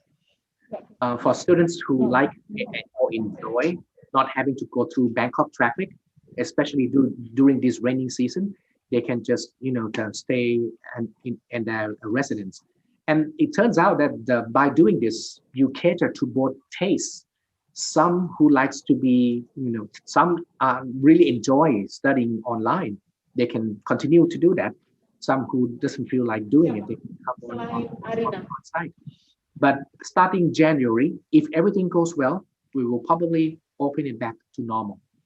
Okay then, perfect then. Thank you very much, Professor Surakit. That's wonderful presentation and also amazing explanation from you. And then I would like to see you face to face in the next future, in the rear future. Thank you very much, ladies and gentlemen. We have come to the end of our discussions and also our presentation sessions. And then, like in the first session, I would like to extend our gratitude to all the speakers in the second session. First, of course, to Professor Helen McCarthy. Our certificate of appreciations was given by the Dean of the faculty. And also the second is to Professor Surakit. Professor Junaidi Khotib send greetings to you and also extend the appreciation for your contribution to the webinar. Thank you very much for joining us in the webinar, and stay safe, stay healthy, and don't forget to sleep well. Good luck. All the best to you. Thank you. Goodbye. Thank you. Thank you for Professor Helen, Professor Surakit, and Dr. Andi for the outstanding plenary lecture.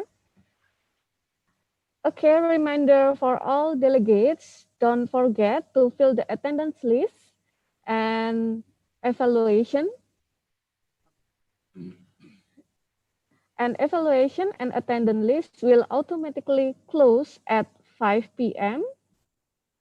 So, ladies and gentlemen, we still have a poster presentation session. So please be informed that at 4:10 p.m., the poster presentation will begin at different meeting Zoom. So you can look meeting Zoom ID and password was shared in register email presenter and speakers. Please check your email to see the link. And we expect that all presenters prepare the poster and rename the profile name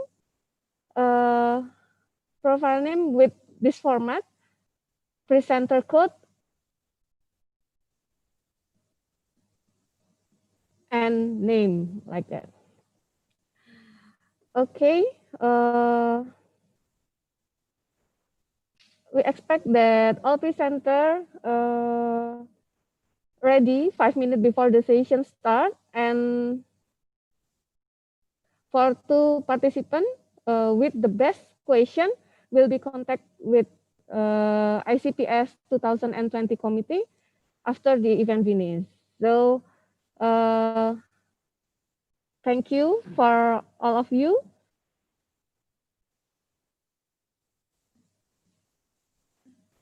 This is the next webinar. The next webinar is webinar 15 with the topic alat kesehatan di era COVID-19, tantangan industri, aspek regulasi, serta pengelolaannya di rumah sakit.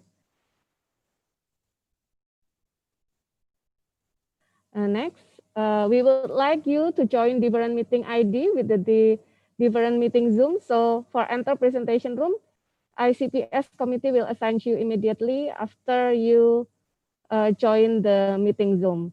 We announced that each presenter have 3 minutes to deliver the idea or finding or research, then 2 minutes for discussion. So thank you for all participants. See you soon in a poster presentation session. Thank you.